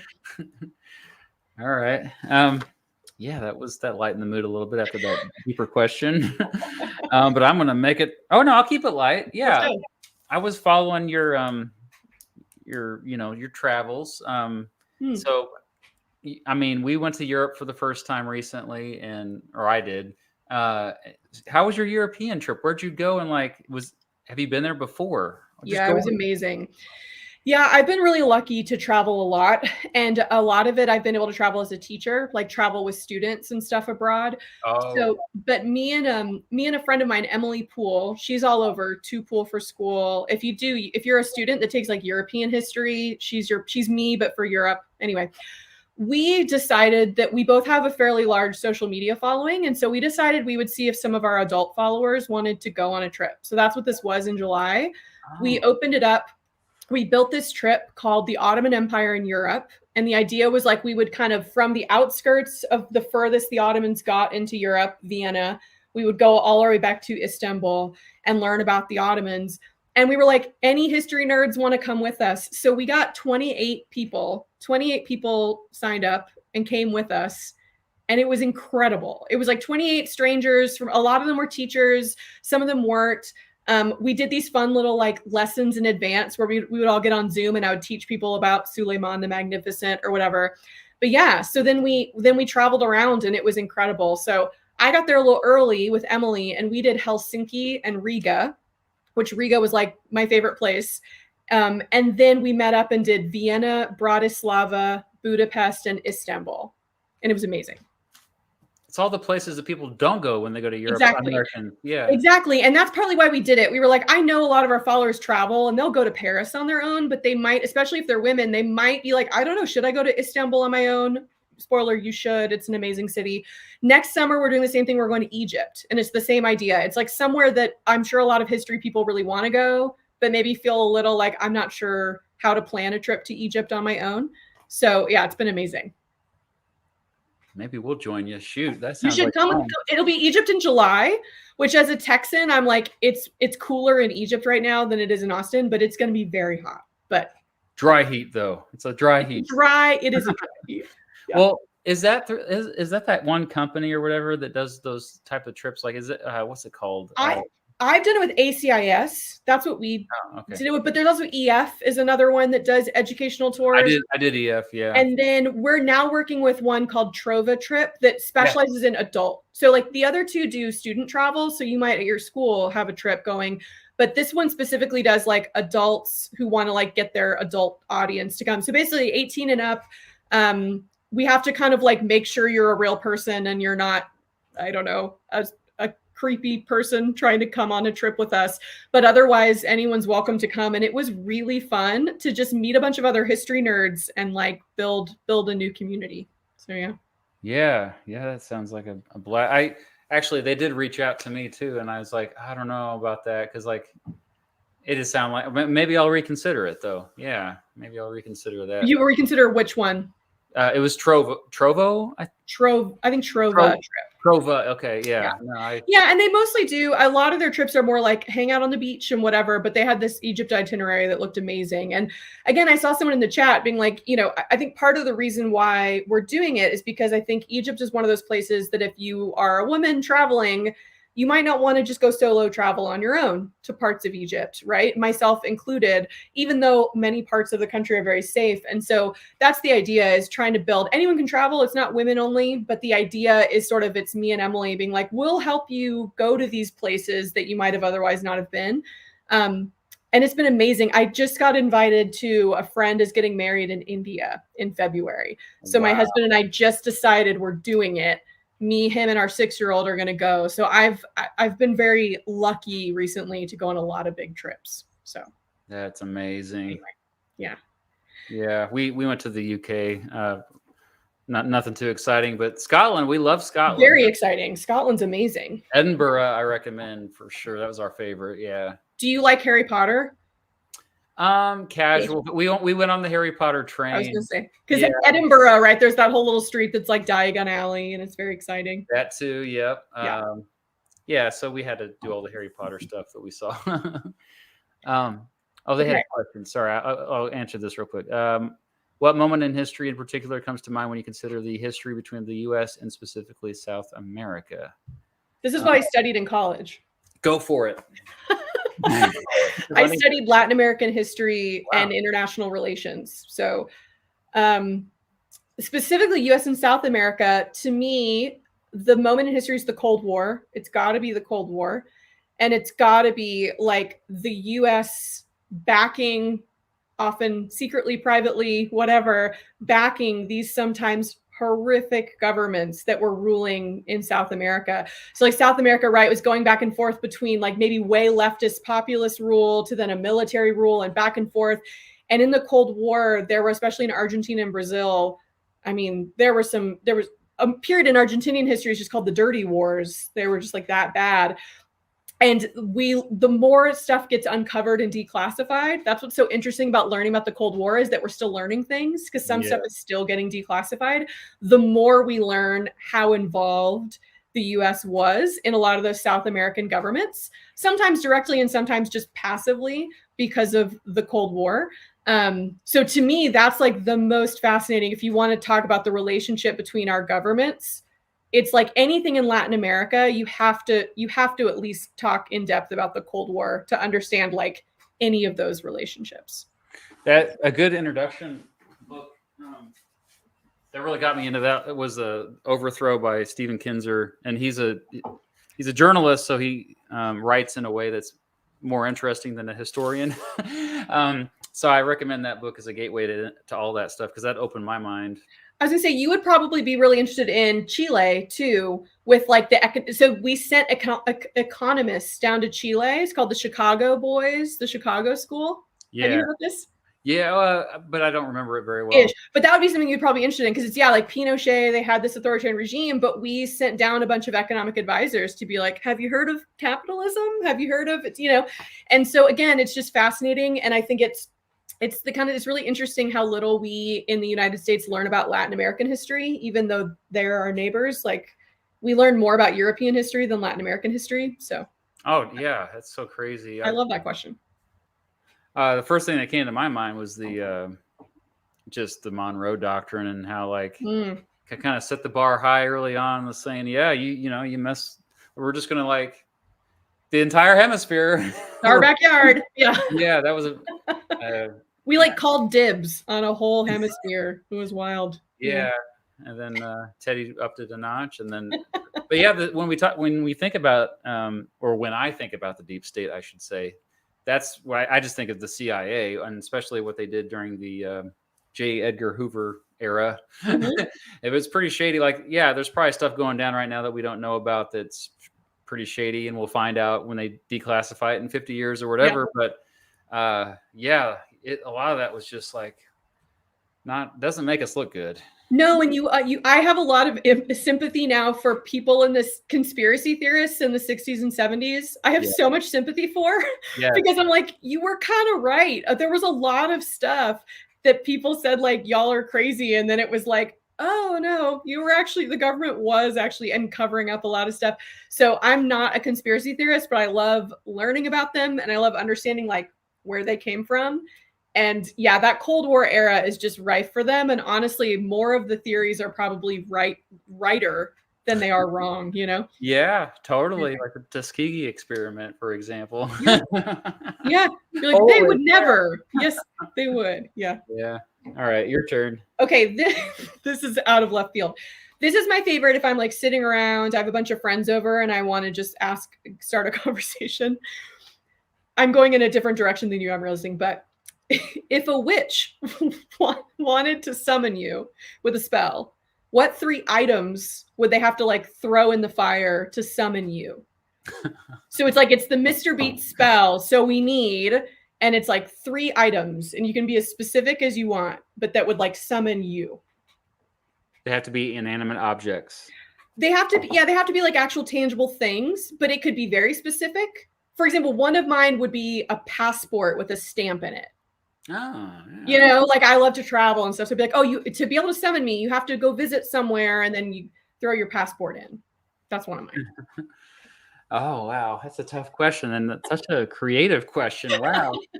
Just looking around the room right now. It's all packed away. Music is really important to me. So I imagine maybe my favorite album or something like that. Like, so maybe my vinyl record of the Weezer's Blue album, maybe throw that in there. Because it also like that whole genre of power pop kind of, I think that's my favorite specific genre. Maybe I think my glasses, maybe, because like I wore contacts for a few years, but at the same time, like, the reason why I had to get glasses to begin with, and apparently this is pretty common, I found out that a lot of kids have to get glasses because they're always like this when they're like, and usually they're reading a lot. For kids these days, it's more like it's like a computer screen. Yeah, and so that's me now too. Like I feel like my eyesight is so bad because I'm always like on a computer or reading. Yeah, and really into something really close, and so maybe that's a good symbol. But at the same time. Yeah, like I do like to travel as well, and I think as far as like a good combination of like, because I like hiking, I like biking, I like driving. You can't fit a car in that little pot, can you? No, so it could be a pretty big cauldron, but yeah, that'd be tough. In a cauldron. So maybe like a bicycle horn bell or something. Put that in. I was gonna say, or like a wheel, like because you're gonna go somewhere. Oh, that's better. Okay, it could be symbolic. Yeah, and that is the best way. I mean, the more like when we travel on, like, take a road trip, I'm not talking about the interstate. I mean, like, let's just get off the beaten path, and just that's one of my favorite things to do, and it drives my family nuts. Let's go down this county road, and then it turns into a dirt road. You need to turn around, Matt. And I'm like, no, let's just see where it ends up, Yeah. That's awesome. I love it. What about your 3 things? Yeah, they change all the time. Mine would be like a passport with a stamp in it. I joke, I joke and I say like soil from the grave of Eleanor Roosevelt, and I say that jokingly, but something maybe like an ode to a great woman in history maybe would be one. You have to write like an ode and put it into the fire to Eleanor Roosevelt, Jane Addams, Ida B. Wells, Catherine the Great, pick your lady. And then I'd probably put a microphone, because I love performing and I love speaking and I love teaching and I love karaoke. And I feel like that just kind of, that hits at that like less serious side, I guess, would probably be the 3 right now. You've thought about this more than I have. That's good. Well, It's my go-to. Like, try it at a party, because everyone will then sit. People really think about it, and it's like a really fun conversation starter that no one's ever thought of before. Somebody put a zip of Red Bull, a sacrificial goth girl. Oh no, poor they girl. have to be not alive. And then somebody else put, I gotta hold on. Car keys. Car keys is a good one for you. Yeah. Good suggestion, Michael. Okay, we're on number 9. We're getting there. Great. So, and it's always like tough to like, oh, which one should be the last question? But yeah, we'll do that. Okay, so should a secondary social studies teacher, keyword secondary social studies, so like 6 through 12, share their own political views and biases with their students? No, with an asterisk. And I guess I just mean like, I think that like that shouldn't be a part of their goal as a teacher. Like that shouldn't, if that's factoring into anyone wanting to be a social studies teacher, then it's not the right profession for you. But I do believe that at some point, there are times when you build a community in your classroom and you build the relationships with the kids where they understand that you're a human being, right? So like there are times, I work at a really small school. My classes are really small and I loop. So a lot of times I'll have taught the same kids for 2 years. And so it's like by the time they have me for US history, they really know me and they know that I'm a person and they can distinguish. So there are definitely times when, if we're talking about some political thing from recent American history and they go like, Emily, what's your take on this? Like, how do you understand this? I don't shy away from telling them like, at least my understanding of it. Like, well, here's kind of my take on what seems to be the issue, what seems to be the discussion. I try to still steer clear of like, oh, this person's right and this person's wrong, unless we're talking about factual. If we're talking about factual stuff, then fine. But so I say no. I say like, you shouldn't be sharing your political views and you shouldn't be letting that kind of really cloud how you teach. But also we need to understand that it still is. I think this idea that history can be unbiased is just false. I'm like just tired of us thinking that there is such a thing as unbiased history, because even me deciding what we do a whole lesson on versus what we just read in the book and move on, like that's biased. Like I'm going to decide we're going to spend a whole day on Eleanor Roosevelt instead of this other thing. Well, that's biased, right? So I do think that like being honest about the fact, and I try to be really open with my students about the fact that like I'm just a person too, and I make mistakes and I have my own feelings and emotions that come into this. And when I do get into those, I try to really distinguish. I say, this is me, Emily, just a person. This is my understanding of this thing. But officially, academically, here are kind of the different sides of this argument, and you decide.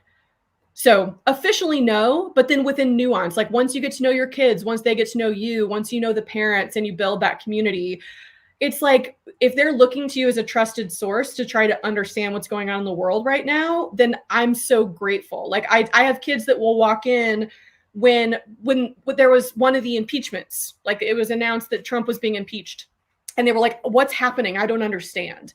And I think that right now a lot of teachers are scared that they'll get in trouble for just explaining it. And it's like, I think that's our job, is to be like, okay, I like on my whiteboard, I was like, here's the timeline, here's the charges, here's exactly how this process is going to work. I'm not telling them what I think about it, how I think it should turn out.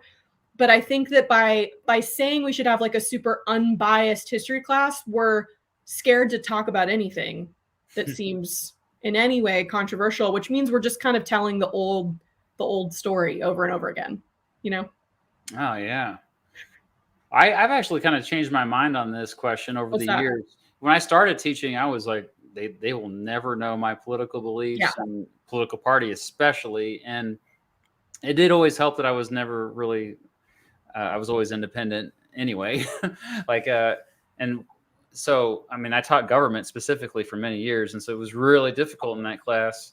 But then over the years, I kind of started to change my mind on, it's like, yeah, like you said, they're going to, I mean, just me deciding to spend extra time on a certain subject is my bias. And because we're ignoring something else, it really is a zero sum game. Like you only have so much time to teach the curriculum.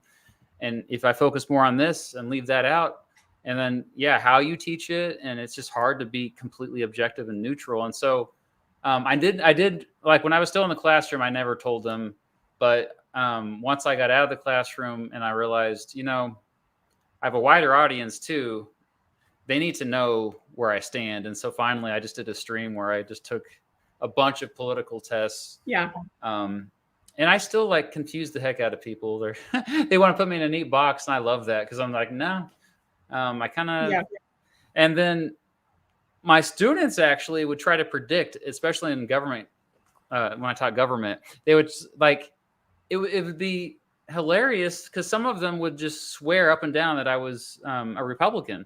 Mm-hmm. And they're like, yeah, and then others would say I was a Democrat. Yeah, like it was, and I was like, that made me so happy. Yeah. Because I took so much pride because I was always just playing devil's advocate. Like I did. Right. The main thing is like I didn't want any student to like be too comfortable with their beliefs, with no matter what it was. Like even if it was a belief that like, you like marshmallows. Well, why do you like marshmallows? Like, and then just they're terrible for you. Yeah. Like one of the best things a teacher could do is just keep asking them questions, like kind of like a lawyer interrogating a witness in the courtroom. Yeah.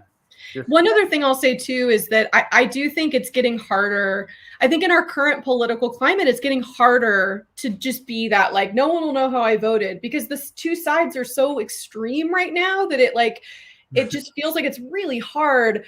And I just say like, and people will say like, oh, like a woke, whatever teacher, but like I have a lot of students who are transgender, for example. I get a lot. We teach at a private school that specifically kids come there because they feel less safe in a bigger public school and they come to our school. So I'm not going to be like unbiased about a debate about trans people being people that should have rights. Cause I'm like, that's caring for my students, right? Like identity.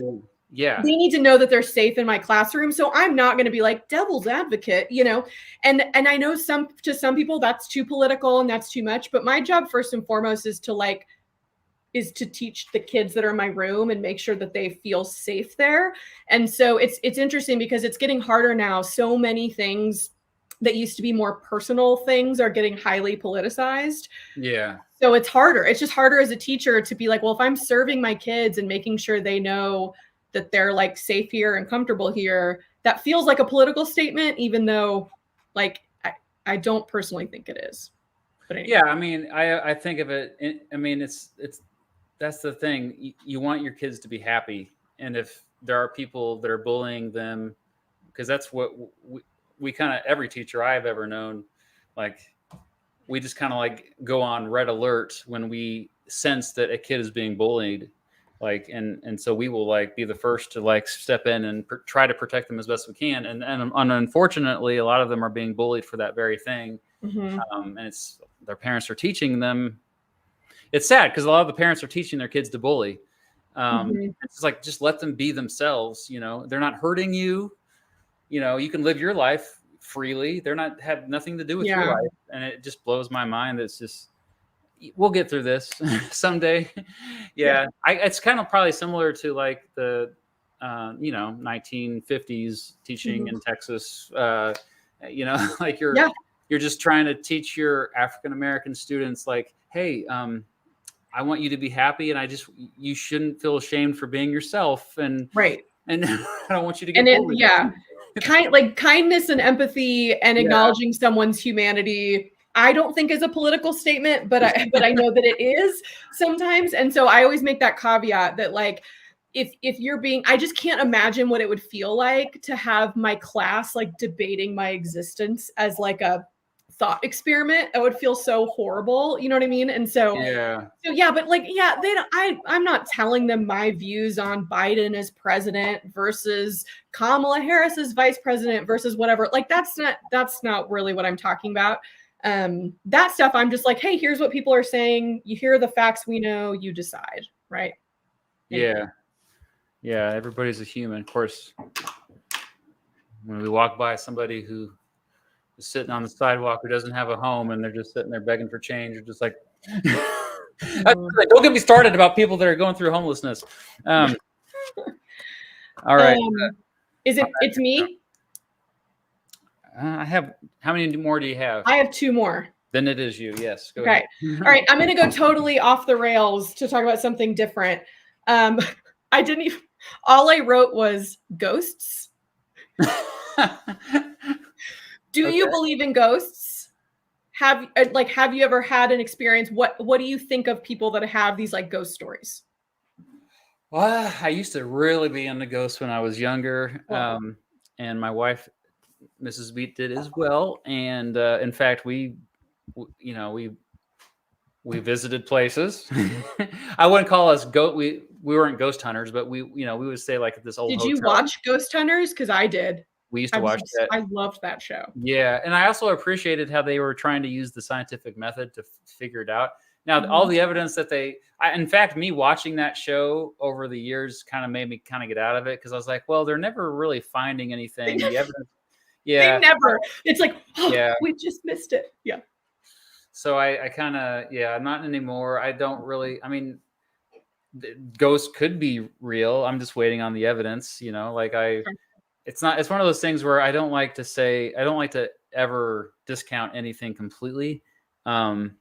We might find something. And same thing with like, aliens on the planet, we might, if that happened, like if we had really good evidence, like so far it's just people talking about it or saying it, but if they like right there in front of us on live TV in front of everyone, I would be like, oh my gosh, Which, I mean, right, Congress just had a bunch of hearings where they were like, yeah, we've seen lots, and we're all so stressed and exhausted as a society that we were kind of like, it's a big deal. I mean, sure, like obviously, and then they kept saying, well, that's classified.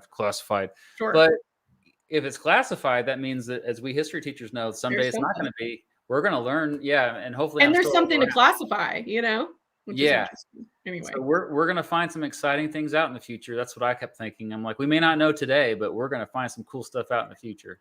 That's one thing that I hope I live long enough to figure some of this stuff out. Like, not in a I'm hoping for an alien invasion kind of way. I'm hoping for like a peaceful exchange of ideas.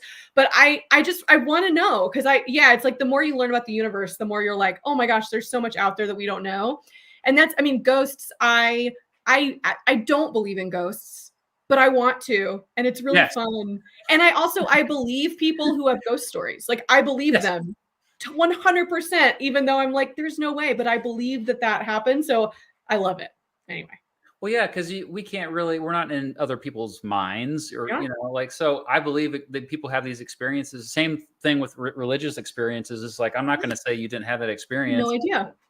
It's a personal thing, but at the same time, there are other people we say, oh, that's schizophrenia. So it's always like there's a fine line, like. But it's like there's so much still we don't know about the brain. I think about too, like when you think about the explorers who were out on the ocean and like the 1500s, they're mostly drinking beer and alcohol because it keeps better than water. They're a little drunk. They're on the ocean for weeks and weeks, and you see like a giant squid its tentacles come out of the water. I'm like, that's a mythical beast. Or you see, what was it that Columbus thought was mermaids? Was it like a manatee? I think they saw a manatee and they were like, we saw a mermaid. So it's like, that's so silly now. but it makes perfect sense, right? They just like didn't understand what they were seeing at the time. Anyway. Yeah, same thing with unicorns, like the narwhal horns. Like they're like, oh yeah, of course that's a unicorn. Yeah. Yeah. And then the thing is, like, the universe is so crazy. The deep seas are so crazy. It's like a lot of us want to make up things to kind of create stories, but at the same time, if you just kind of look at what we know, I like for example, lately I've really been into what the James Webb telescope has found. Like I've never when they first they released the that first picture where see that little spot there, that's like almost to the Big Bang, where the Big Bang happened. And I remember like I stared at it for like 30 minutes. I was like, and then I was watching this documentary. It came out, I think it's on Netflix, just came out. And the guy who was like led the team for the James Webb Telescope. Have you seen it? No. I highly recommend it. It's on Netflix. But he's just like, all of our history is in that picture. And I was just like, oh my gosh. I know, right. I can't. All of our history is there in that picture. And it just really trips you out, because you're just like, we want to kind of create these stories, but the stories that already are real are amazing enough. Pretty incredible. Yeah. All right. Well, I think this last question is related, kind of. Cool. Artificial intelligence is something. It seems like every time I do one of these, I'm bringing up artificial intelligence now. And I saw you did a TikTok about this at this summer. I'm giving a presentation to my fellow teachers next week in our back to school week about AI in the classroom. Anyway. Awesome. Okay. So yeah, just keep it simple. Is AI a blessing or a curse for learning specifically history? For learning history. Yeah. It's both. It's both. But I don't know. I think, well, one, I think like if there's like teachers out there that are like, I'm not doing that AI fad, like, yes, you are. You're going to. It's coming. It's unavoidable. I'm not saying, you have to right away, but it's coming. Mm-hmm. I think that if we harness it in the right way, I think if we teach it in the right way, it could make things so much better. But I think it requires us to totally, like, are you familiar with Marie Kondo? She's the Japanese woman who is like an expert on cleaning. Yep. I reference her all the time because her whole philosophy is like, if you're cleaning out your closet, don't go in and pick out the things you want to get rid of. You need to take everything out of your closet and then pick the things you want to keep. Yeah. And it like psychologically is like you only then pick things that like spark joy and you really love. That's what we're gonna have to do with education because of AI and all the other changes. Is we're gonna have to like go back to the drawing board and be like, what skills do students need in this new real world? Because like, will students need to be able to write a 5-paragraph essay in 10 years? I don't know. Maybe not if we have an AI tool that can do it. And so the thing that I've heard, the philosophy I'm taking with AI is that I want it to be my assistant and not my brain. But like, if I can harness AI to be my assistant to like do a task that I know I can do, it's easy to do, but it would have taken me a long time. And same with students, right? So like if I want to know if a kid really understands medieval England, then I want them to actually write in their own words about medieval England.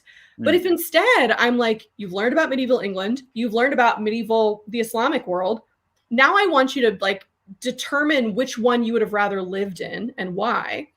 If they then want to go use AI to be like brainstorm a list for me of like the pros and cons of these different places so that they can then have this like thought process of like, well, where would I have wanted to live? Like that to me seems really interesting and seems like we could actually like have more interesting conversations. So I mean, it's coming. I'm very much accepting that it's going to be here. I think it's going to do away with homework. I hope it does away with homework, to be totally honest. I hope that I've been anti-homework for a long time. Like I teach AP history classes. So at the minimum, it's like, you got to maybe read and take notes. But even that, like, if it makes teachers be a little more thoughtful about what they're asking kids to do in their free time, and maybe they're going to ask them to do less in their free time, I think that's kind of a blessing, even if it's just to avoid them being able to cheat with AI, Yeah, because I mean, the other thing is we don't have to specialize in or we don't have to be all generalists. Like history teachers are, I just learned this term actually in another one of these podcast episodes.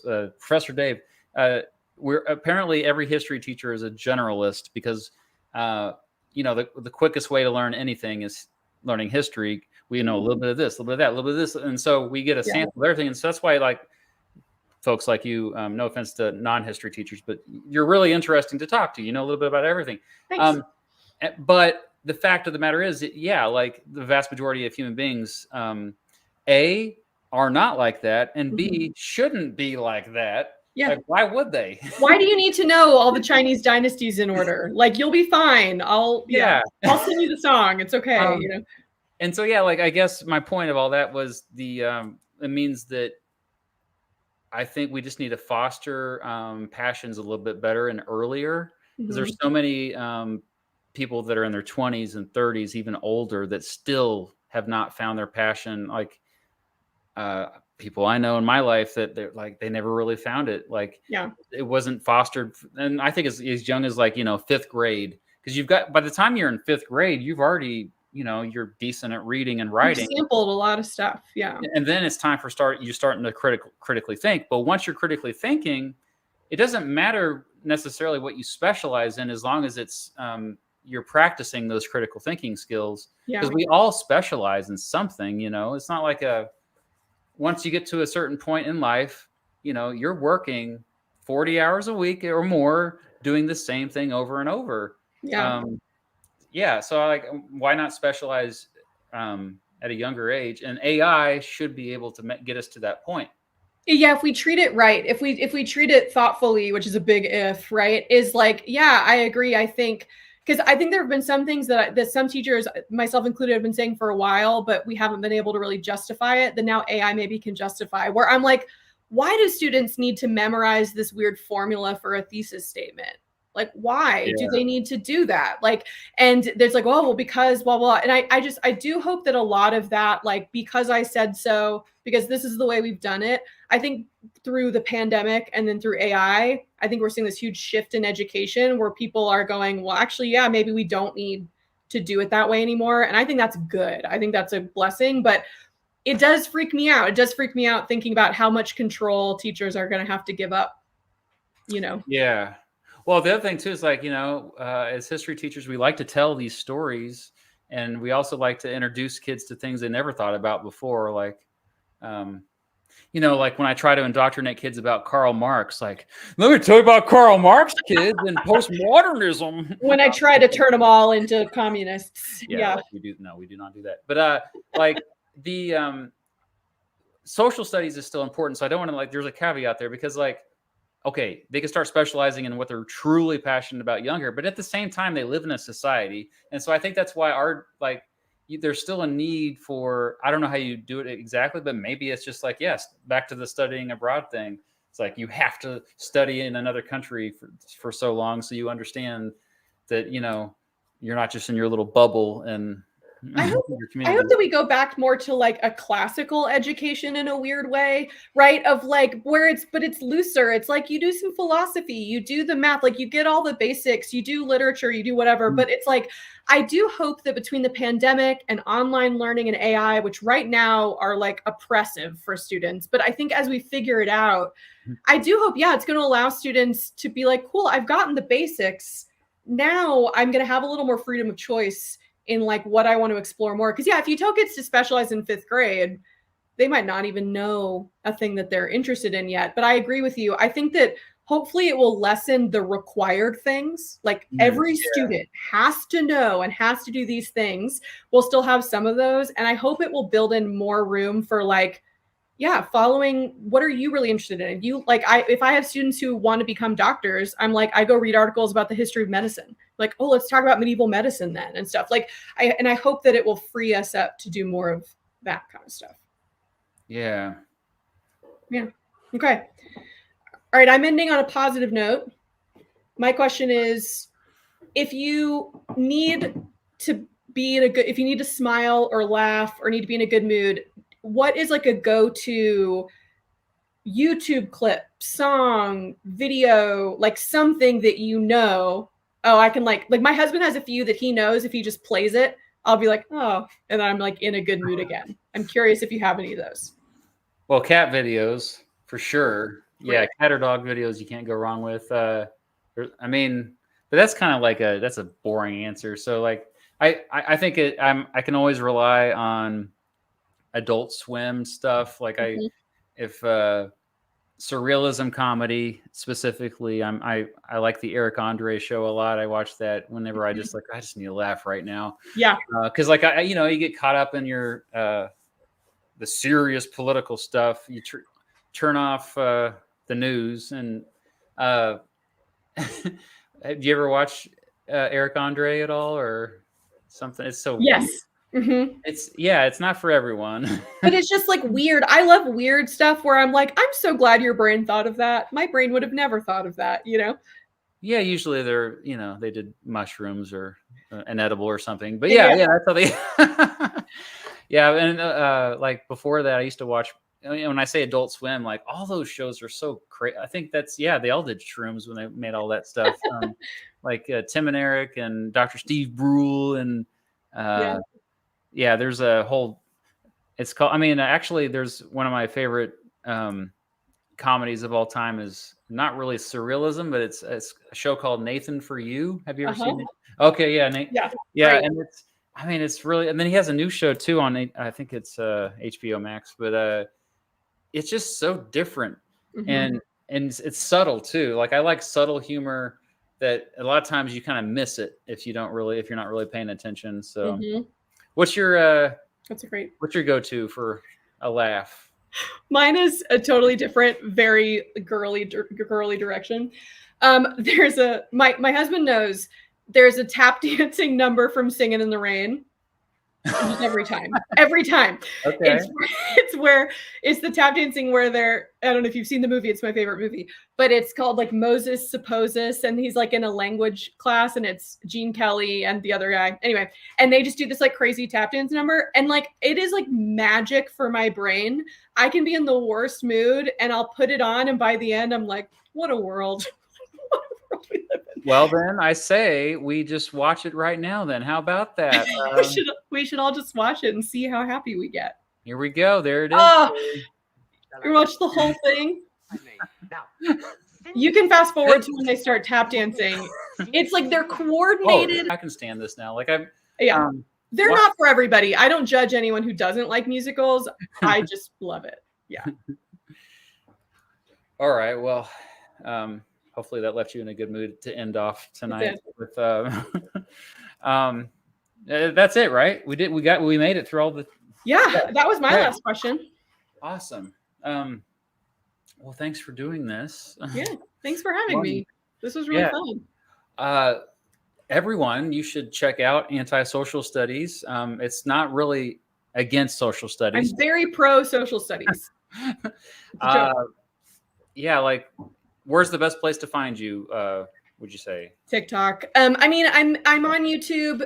Most of my YouTube stuff is geared towards AP history students. So if you're going to be in one of those classes, but really where I make most of my like diverse content is going to be on TikTok and Instagram. So you just go search Anti-Social Studies for either of those. And I have a podcast too. So if you want to just learn like basic overview of some history stuff, then you can, anywhere you listen to podcasts, you just search Anti-Social Studies. So. Which I'm a guest on here. And you are going to be a guest on season 4, teaching me about Henry George. So I'm very excited. Don't mean to brag. Oh yeah, and some of my viewers, they all know about Henry George. I didn't, and then you came and taught me all about it. Yeah. And then